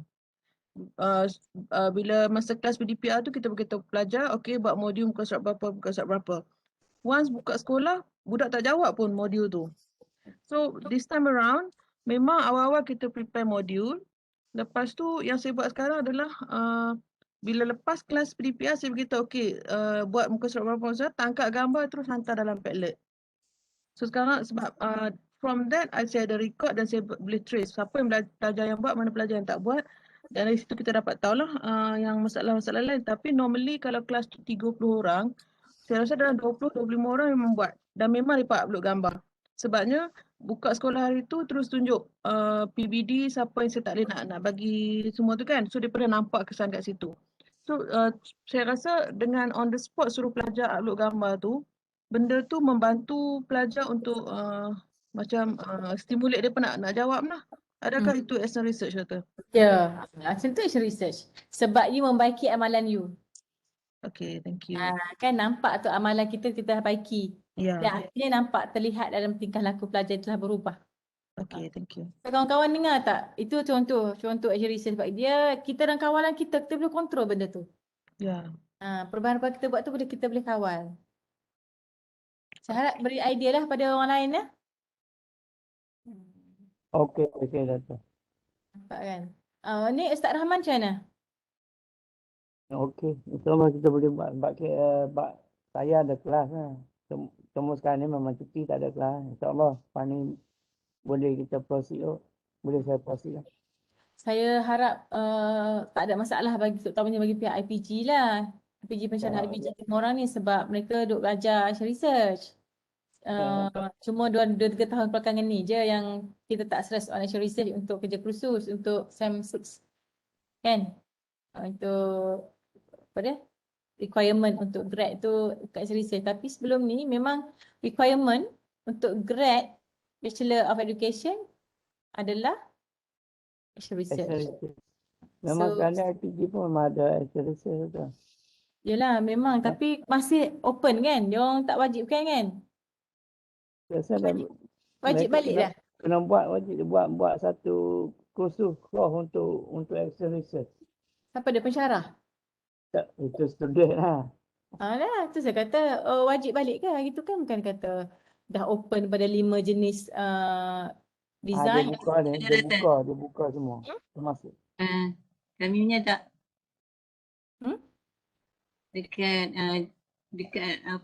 Dekat jabatan saya pendidikannya. Asal dia bagi pilihan ke kat student? Memang dia bagi pilihan 4, 5, 6 tu. Dia buka semua. Ya. Dia dah bagi pilihan sekarang. So mungkin ada pelajar yang tak buat action research, ada yang buat konvensional. Kan? Zai kan? Di jabatan ditetapkan lah. Tetap apa? Diikut jabatan lah. Diikut jabatan ditetap. Tetap kepada penyelaras. Tetap sebab Zai tier sejarah kan? Ya. Tier dia kena ikut apa jabatan tetapkan lah. Siapa yang tetapkan? Siapa yang pilih? KJ. Yang tetapkan jabatan ni buat konvensional ataupun action research ni siapa yang tetapkan? Yang tu student sendiri. Penyelaras. Dia punya penyelaras. Okay, tak apa. So you yourself lah do action research kan? Kita lah. So untuk course ni. So rasa macam boleh buat ke? Ada apa halangan ataupun macam blur kat mana? Don't worry about the assignment punya arahan ni saya akan buat lain Saya akan buat lain. Saya ubah sikit sebab itulah dah ada macam PDP. Doktor boleh tak bagi contoh? Saya tak nampak lagi lah macam mana. Contoh action research? Dia maksudnya kalau macam dalam secara online ni, barang maya ni kan, macam mana kita nak kata amalan kita dulu dengan yang sekarang ni, ataupun kita nak comparekan dulu masa face to face dengan waktu sekarang. Boleh juga. Yang tu pun boleh. Amalan lama kita dulu masa kita face to face. Sekarang amalan baru ni apa je. Tapi isu dia apa? Isu apa yang kita nak tackle sebelum semasa face to face dengan sekarang ni dengan PDPR ni? Cari isu apa yang kita hadapi tu yang kita perlu perbaiki. Okay, Doktor, Ada banding antara PDPR 1 dengan PDPR 2 kot. Terpulang lah. Masa PDPR 1 there will be many issues coming out when you put on the reflective thinking hats. Reflective hats on your brain, then the issues will come out. Isu tu, cara nak kenal pasal isu, tinggal aku pelajar dulu. Apa dia respon pelajar. Daripada situ ada sebenarnya dia beritahu kita simptom penyakit yang kita ada lah. Saya selalu buat macam tu je. Doktor, yang saya nampak kan, bila saya bersemuka dan face to face dengan pelajar secara Google Meet ni lah kan, dia orang akan bagi alasan line tak okey lah. Maksudnya dia orang bila saya minta respon tu, semua hanya 2-3 orang je yang bagi respon kan. Jadi yang lain tu dia orang cakap line tak okey apa semua. Tapi bila kita buat secara asynchronous dalam GC, maksudnya dia orang boleh pula untuk bagi respon tu. Di macam mana tu? So dia masalah dia isu. genuine lah. Macam Betul, genuine lah, tak ada data tu kan. Macam dia tak ada access tu genuine lah, bukan dia reka-reka sebab bila kita buat secara asynchronous dia boleh respon. Tapi Isu participation, isu engagement, kena pasti isu tu. Maksudnya di sini maksud saya hanya akan hadkan lah dia punya Google Meet tu untuk tempoh-tempoh masa yang tertentu saja. Kemudian saya terpaksa secara asynchronous lah. Jadi feedback dia tu kita kita sebenarnya kita nak tahu waktu tu jugalah apa masalah dia orang tu faham ke tidak waktu tu kan. Tapi kita pun faham juga dia punya tak boleh nak bagi respon pada waktu tersebut juga sebab dia kata sebab yang lain tu jadi dah lah dia orang tak buka kamera kan, sebab itu pun dah tahu juga kan. So bila saya tutup, okey, dia orang akan buat asynchronous baru dia ada respon yang lebih lah. Itulah. Itu yang saya faham masalah student saya yang tak ada data tu lah kan. Sebab Yalah, betul. Ya. Betul, kalau macam tu, untuk this group of students yang memang ada problem, kita identify how many of them yang memang tak boleh nak respond masa synchronous, kan? Kita identify this group. So for this group of student yang memang ada problem untuk access data ke apa, synchronously, kita memang provide kat dia satu mekanisme lain lah, to ensure that they participate, to ensure that they engage, and to ensure that ultimately at the end of the day, they achieve the objective yang kita set. Kita tak nak dia ketinggalan, kita tak nak deny dia punya right untuk belajar tu, kan? So, maknanya kita tak boleh buat satu cara lah. That's why kita kena ada differentiated instruction. So, untuk this group yang laju, internet dia semua, tak ada masalah dengan family semua, okay, this kind of assessment, this kind of activity yang you nak tengok yang dia boleh respond on the spot. For this group of student yang memang slow lambat, kita nak release stress pada diri kita sebagai cikgu juga. Kan kita nak suruh semua sama je, kena respon. So kita dah letaklah kepada kita, okay, this group of student, I will check on their achievement of objective by mekanisme mana. Group of student, you bagi asynchronous yang bila dia responden tu, dah cukup. Tengok, dia boleh buat jawab tak. So kadang this is called differentiated instruction. So maknanya, kalau dalam corpus research kita nak buat ni, Zai ni di bawah differentiated instruction. Kan? When you read a lot, you know, oh, my problem actually falls under differentiated instruction. I need to differentiate my instruction to different group of students based on their access to internet. So you have to identify how many students you have access to internet, different in access. Mungkin ada, kalau ikut KPM, dia ada 3 group of students. Yang you kena argue ni dalam penulisan you. Kita kategorikan student kita pada 3. Kan? Saya tak ingat. Access. Lemah, sederhana, cemerlang. Saya rasa ada tu lah. Yang lemah, sederhana dan pantas. Ada 3 jenis kita kategorikan student kita. So, the first step is for you to identify the issue. Mana kategori yang lemah, yang memang menyebabkan objektif tak tercapai. Dan you, action research you adalah untuk bantu this group lah. Sebab action research dia tak perlu semua satu kelas kan. You tahu kan. Action research ni dia bersasar. Macam PKPD jugalah dia bersasar. SOP dia tak untuk semua orang boleh ni. Okay. So untuk group yang ni aja yang kita buat action research. Nak bantu dia capai objektif. Yang lain yang tak ada masalah tu you can proceed lah dengan cara yang mainstream punya. So action research tu berkaitan dengan ni. It's not also to say kalau you dah buat macam asynchronous tu memang dua-dua belah tiga-tiga group boleh alami pengalaman asynchronous. Tapi attention you untuk action research untuk group ni. Tapi orang lain pun ada asynchronous. Dia macam tak rasanya okay sebab group this first and second group because they have better access to internet so you do lah synchronous panjang. Mungkin burden juga tapi dia pun tak tunjuk. Kan? Dan kita kena berbalik kepada kita punya guideline PDPR memang tidak boleh buat untuk sekolah seperti sekolah rendah sekolah menengah ni tidak boleh buat PDPR yang penuh.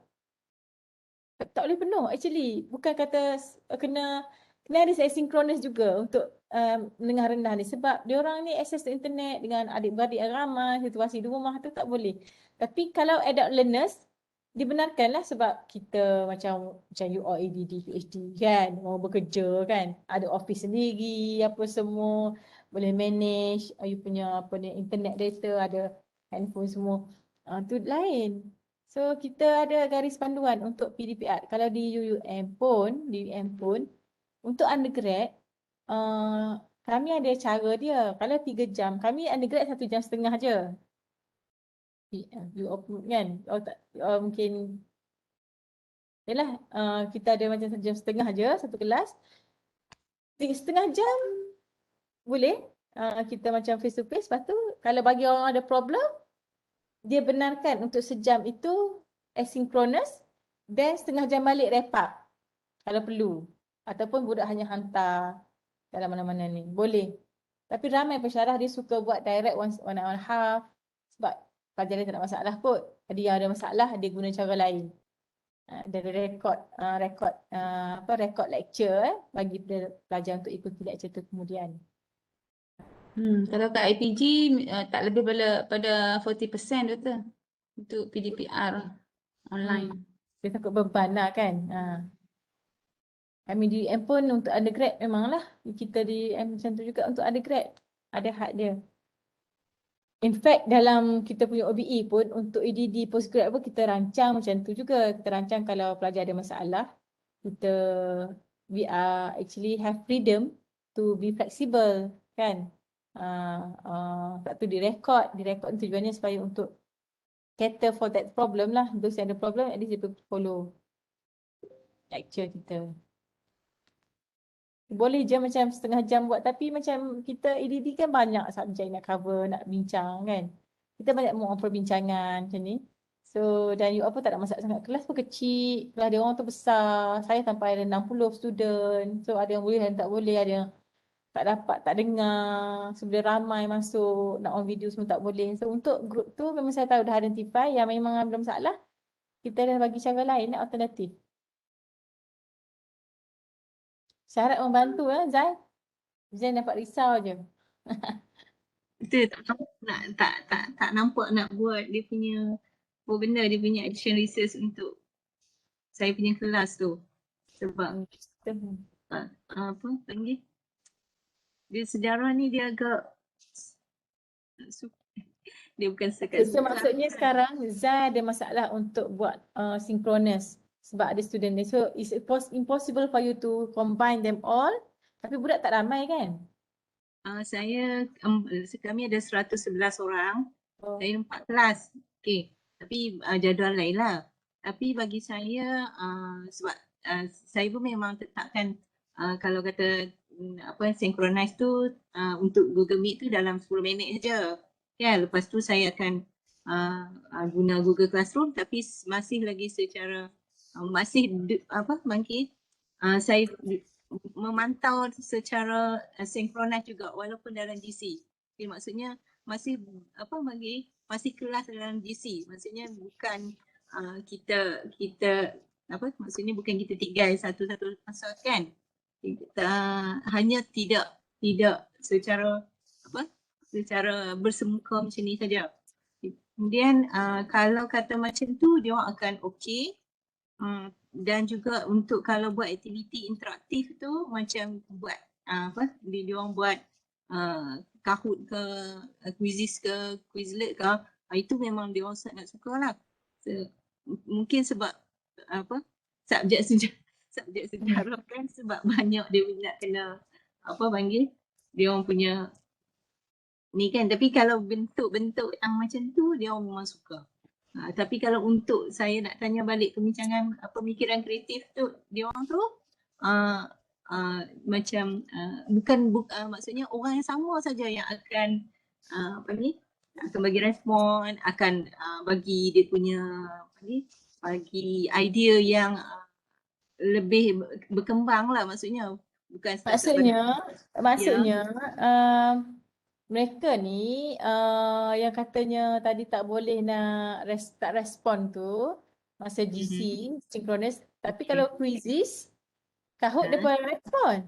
Boleh. Boleh. Itu bukan masalah, itu bukan masalah internet. Tu masalah apa? Maksudnya dia pun masalah sikap tu. Siapa saja tak nak bagi respon, senyap dalam kelas. Tu mungkin teknik penyoalan cikgu, teknik cara cikgu mengajak mereka untuk participate. Kaedah apa cikgu pakai supaya mereka tu rasa macam perlu saya participate. Kalau tak, mungkin dari segi kaedah attendance jangan ambil lagi. Attendance dia ambil apabila mereka submit assignment. Ataupun saya pun memang buat macam tu betul, sebab kalau 3 jam saya ada direct kelas 3 jam. Sejam tu saya akan viewkan dia orang isi, kemudian saya viewkan, bukan jadi editor. Maksudnya dia orang tak boleh isi lah. Cukup masuk waktu yang kedua saya akan baru buka balik. Kemudian baru habis. Habis satu-satu kelas tu baru ada yang masa 10 minit untuk face to face. Lepas tu saya masuk GC, lepas tu saya lagi habiskan dia orang punya masa-masa tertentu tu dia orang akan buat latihan. Mungkin saya kata okey, untuk masa yang ketiga ni baru hantar untuk sampai bila-bila waktu yang tertentu kan. Jadi ikut jugalah waktu. Tapi adalah respon yang dia orang bagi tu. Tapi bila buat bahagian untuk macam nak kembangkan idea tu dia orang agak suka sikit yang tu. Maksudnya kalau macam dengan itu yang mungkin yang tu kot dia punya isu dia. Ya, betul. Itu isu dia. Responsiveness dia tu. Participation, engagement dia tu macam mana nak buat untuk group ni. Maksudnya ada yang bagi idea yang bagus semua, tapi orang yang sama lah. Yalah. Betul. Tapi kalau dalam bentuk group dia orang akan jadi macam bergantung, sebab tu saya suka buat lebih individu lagi. Sebab dia orang akan bagi dia punya idea-idea. Kalau kata kumpulan tahu dah dia orang lepas tangan lah. Ya, macam tu lah. Dia ada orang kata free rider lah kan, free rider. Okay.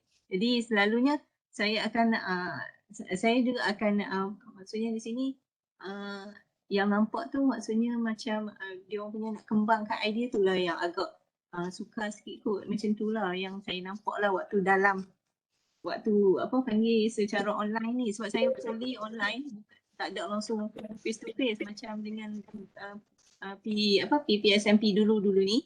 Itu ni yang group yang baru tu ada juga dia orang boleh face to face kan, ada dalam tempoh macam ada yang amali apa semua tu dia orang boleh lagi lah. Yang tu kot nampaknya isu tu kan betul. Ya, betul. Betul lah isu. Sebab tu you have to talk it out, keep on narrating your problem to your friends, bincang. Jadi kita nampak lah isu dia. Bila kita fikir seorang-seorang tu kita tak bercerita, so kita tak tahu apa dia, nak expose tu apa dia, isu dia. So baguslah kalau you cerita macam ni, you sendiri macam bercerita pada diri sendiri. This is kind of reflection tau. What you're doing now is kind of reflection. You are reflecting your own practices. So nama you sendiri yang jawab, yang jumpa Zaz ni, jumpa masalah sendiri kan. Bolehlah buat yang tu.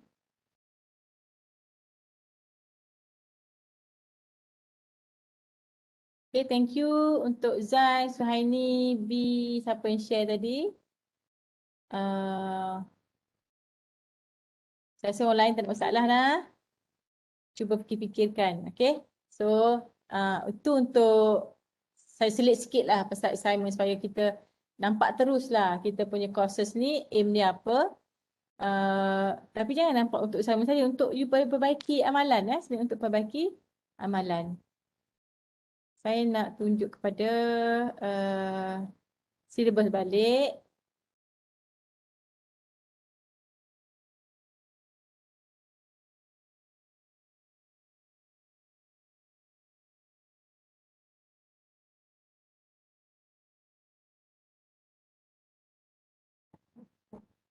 Okay, yang ni kalau ikut dia punya assignment lah, nampak kan?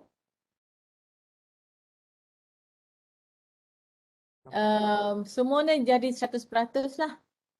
Artikel kritik dan you kena present dan ada quiz dan written assignment. Written assignment ni adalah laporan action research tu.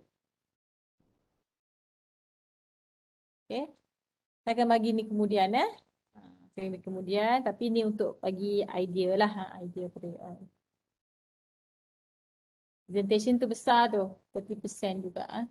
So buat elok-elok.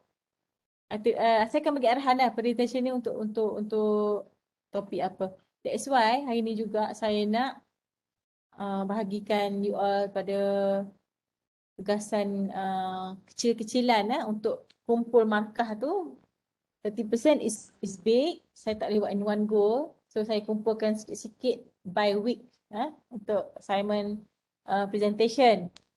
Jadi kita ada syllabus kita ni kalau ikut ada topiknya ada 10, 11, 12. Actually tajuk dia ni kalau tengok ni continuation 11 je lah sebab ini adalah sambungan.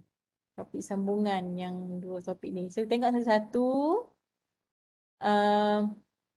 The nature of classroom. Okay, topik ni you nampak 12 sebab dia bagi kepada 12 minggu. Tapi saya tak akan follow ni secara structured. Saya akan buat sistem modular. Saya akan ajar secara modular iaitu di mana perlu saya masuk terus bahagian-bahagian yang saya rasa boleh bincang bersekali. Okay. Contohnya yang saya cakap tadi sebenarnya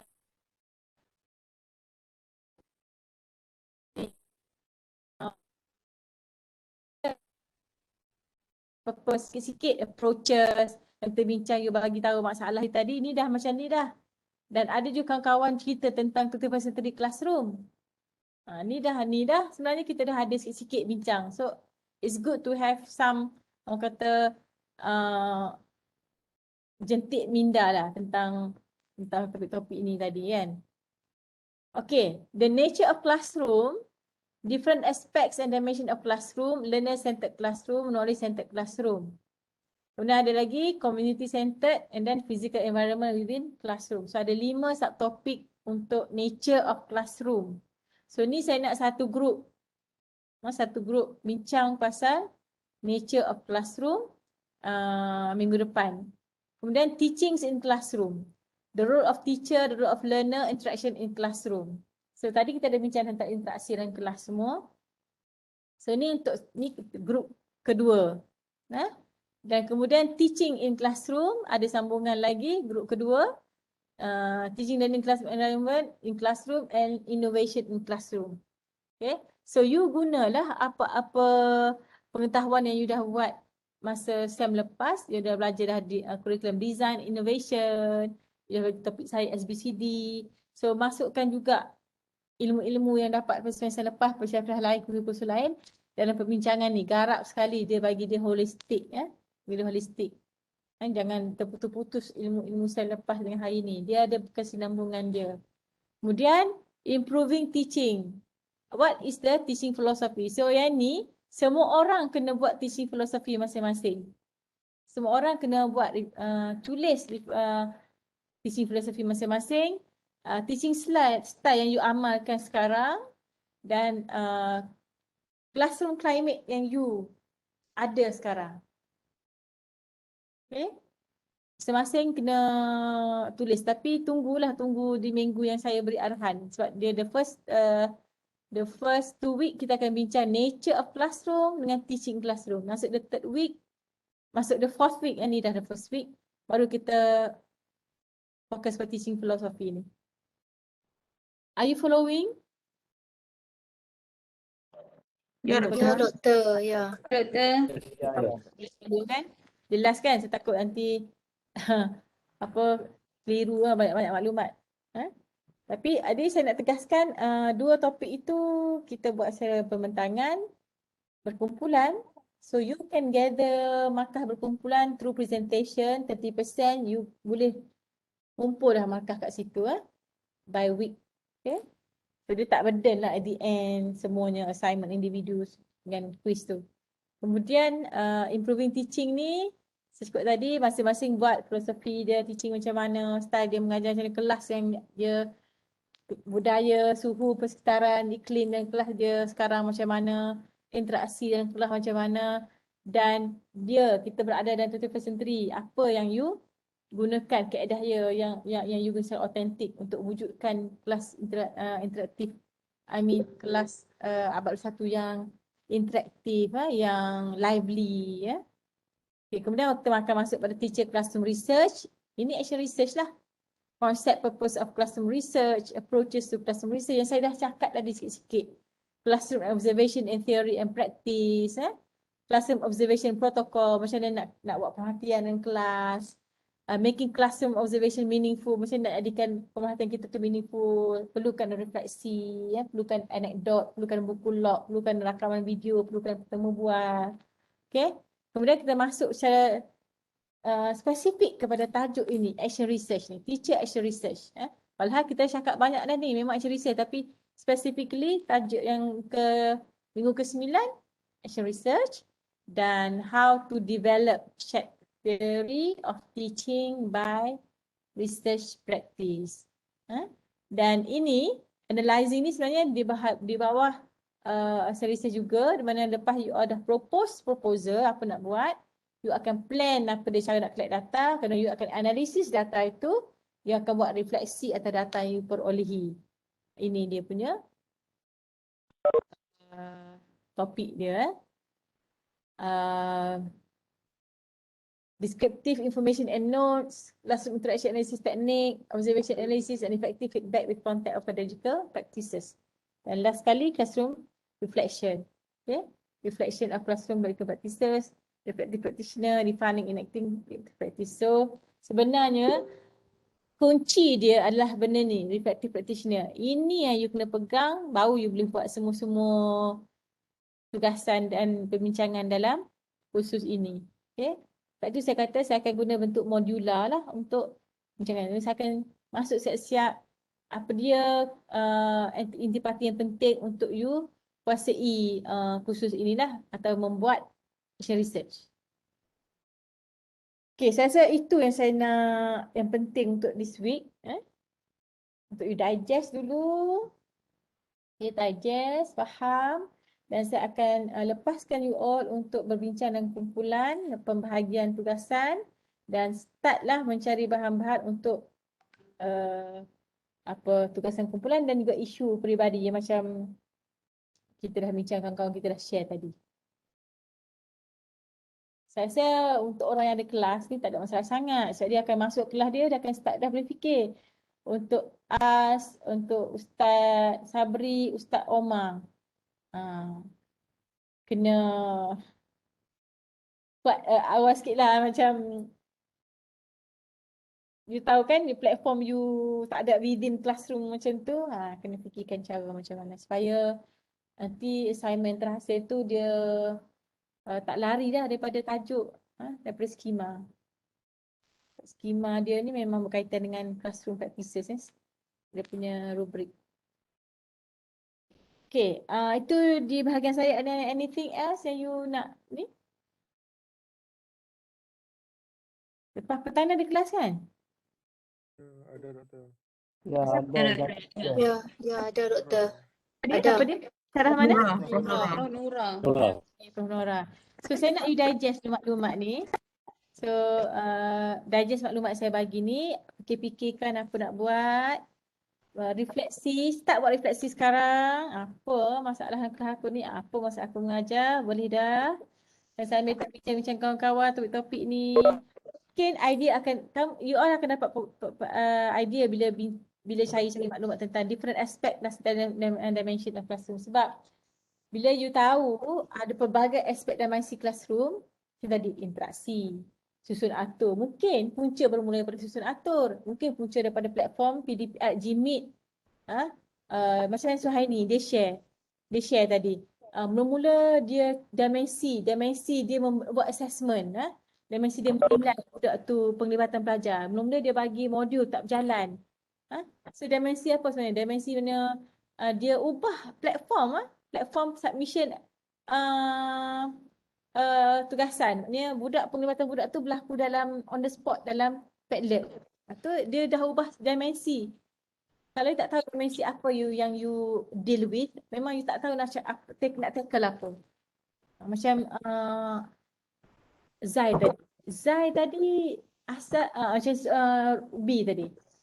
Robiah. Asal dia ingatkan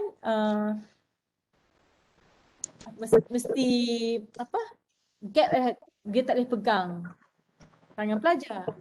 Isu psikomotor halus sebenarnya. Kalau you boleh bagi dia bentuk bukan selain pada guru pegang pun tidak ada masalah dia guru perlu pegang. You bagi latihan lain yang sama je kemahiran itu tercapai juga, kemampuan itu tercapai. You maknanya you dah boleh tackle lah isu you. Sebab you ada kefahaman tentang aspek dimensi dalam kelas itu sebenarnya meluas. Okay? Ya, doktor. Boleh. InsyaAllah boleh. Kalau masalah saya akan adjourn the class, tangguhkan kelas supaya you boleh rehat, digest. Saya rasa banyak dah masuk input pagi tadi dah Dr. Asma Laila. Petang ni pula ada ni. So dan ni pun berat juga. Tapi saya nak beritahu you all satu je. Kursus ni adalah sangat hampir dengan you all. So enjoy macam bila you buat kursus ni, buat assignment ni, banyak nak bantu diri you sendiri. So cari isu betul-betul you nak bantu diri you. Cari isu yang nak bantu diri you, saya tak langsung bantu pelajar. Ya. Dia bila kita bantu diri kita, indirectly you akan bantu pelajar. Start dengan apa? Start dengan simptom tingkah laku yang pelajar tunjuk. Oh, pelajar ni tunjuk macam ni. Tak hantar assignment, lewat hantar assignment, tak respon dalam kelas, tak boleh nak tulis ABC dengan elok. Puncanya apa? Mirror pada kita. Oh, kaedah kita ni mungkin kena bagi kreatif lagi. Ubah suai kaedah kita. Ubah suai cara kita interaksi dengan pelajar, contoh. So, semuanya kita buat untuk improve ourselves lah. Kita bukan buat untuk orang lain. Kita buat apa yang kita nak kawal dalam kerja buat kita sebagai guru dan kelas kita. Apa yang kita boleh buat untuk kita kawal. Okay? Lepas tu saya rasa yang topik B tadi tak sesuai lah. Yang BMI semua tu sebab dia tak berjus kepada yang kawalan B seorang-seorang. B terpaksa melibatkan orang lain juga. So, it's quite difficult. Okay? Anything else?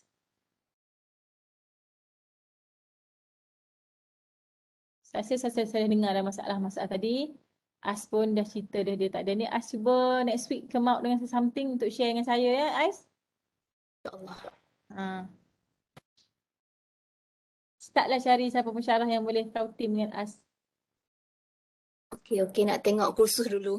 Hmm. Sebab PP dia ada, PP dah tak ada SCZ dah sekarang ni. Kira bulan 6 ni kita ada PP first sem.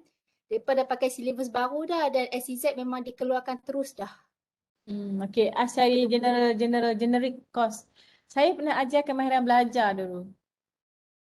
PP kan? Ya, PP. So kemahiran belajar tu senang. Dia tak melibatkan subject matter, content. So Ais cuba approach untuk ajar lah khusus tu. Bantu lah. Kan? Okay, saya cuba tengok. Kalau gitu saya rasa saya pun tak berapa cekap. Jadi saya tengok PP lah sebab dia pun akan masuk first experience lah untuk online learning lah sebab next sem masih lagi online learning dengan online exam. So insyaAllah lah saya banyaklah saya boleh belajar pada mereka dan mereka pun boleh belajar pada saya. Kemahiran belajar masa online semua kan. Okay. Dan jangan lupa ambil bukti kalau masuk kelas PDPR ni, bukti ni snapshot semua. Bukti kita ni buat kelas online tu dan bukti dari segi artifact kan, artifact ni WhatsApp depa, online learning depa yang depa hantar, kerja-kerja khusus, refleksi yang depa buat, nota-nota yang depa bagi, anything, apa-apa saja. Especially kalau ni dalam PDPR ni perbincangan kita secara tak rasmi dalam platform WhatsApp tu, itu sangat-sangat membantu untuk kita faham konteks. Kan pelajar-pelajar ni dia banyak guna WhatsApp berinteraksi dengan kita kan. So macam dia luah perasaan ke apa. Snapshot yang tu bukti. Boleh ke? InsyaAllah boleh Doktor. InsyaAllah. Okay. So kalau semua dah nampak apa nak buat dan tidak stres, saya rasa boleh tinggalkan dengan aman damai lah. Kalau you all rasa macam kelabu lagi, saya pun macam macam tak sedap hati lah nak lepaskan you all ni. Kalau rasa dah okey, rasa macam nampak lah apa yang nak di-researchkan amalan sendiri ni, saya akan tinggalkan you all untuk you all digest. Kalau saya perlu duduk lagi untuk bantu memahamkan lagi apa lagi yang you grey area, saya akan duduk lagi lah untuk selesaikan apa isu-isu lagi. Kan? Rasa jelas lah Doktor sebab tajuk-tajuk yang ni pun dia lebih pada kerja buat kita sebagai cikgu. Kita nak mendalami je. Apa tu kalau ada masalah-masalah yang lain tu nanti kami WhatsApp lagi kat Doktor. Kita bincang dalam grup. So bolehkah saya tinggalkan you all ni? Kedua, so you all rehat. Sedia awal ni. Jangan duduk tidur pula.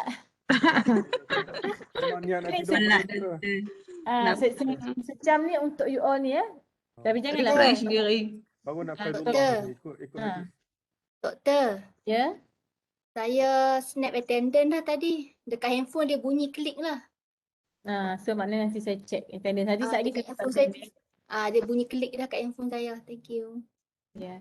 So cuma saya tak boleh scan lagi Doktor. Masuk lambat lah tu. Tak, sebab belum daftar. Oh, awak lambat seumur ni Ustaz Rahman.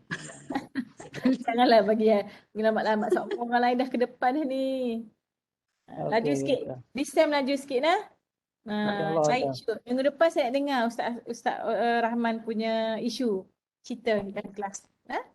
Tulis. Jangan mulut. Tulis dalam satu slide tak pada apa isu.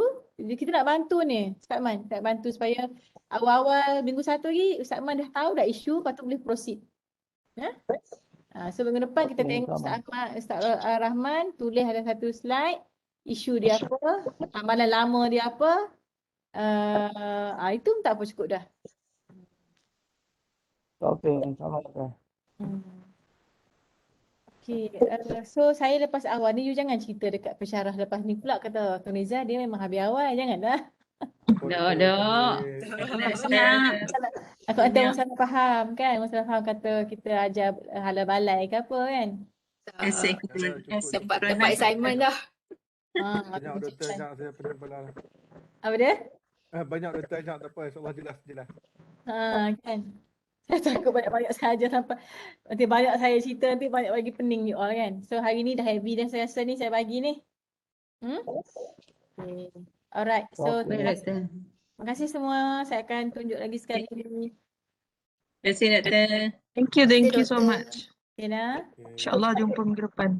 Ya, Nanti dan ada jangan lupa refleksi ya. Oh, okey. Buat refleksi. Okey semua. Assalamualaikum. Selamat Hari Raya. Selamat Raya. Terima kasih, Doktor. Doakan pada Palestin ya. Jangan lupa doakan Palestin. InsyaAllah, Ya, insyaAllah. Selalu ikut hak Doktor hantar kat grup. Sebenarnya banyak lagi tapi saya takut kau serabut. Banyak maklumat saya dapat sebab ikut Twitter kan. Ikutlah Twitter sendiri ataupun Telegram pun direct. Sebab sebenarnya nak tujuannya supaya kita keep abreast dengan semasa je. Yang penting kan ustaz-ustaz kita dua orang doakanlah hati Netanyahu dengan Biden tu takut dah kat orang Islam tu je. Yang pentingnya. Okey, Assalamualaikum. Assalamualaikum warahmatullahi Assalamualaikum. Assalamualaikum.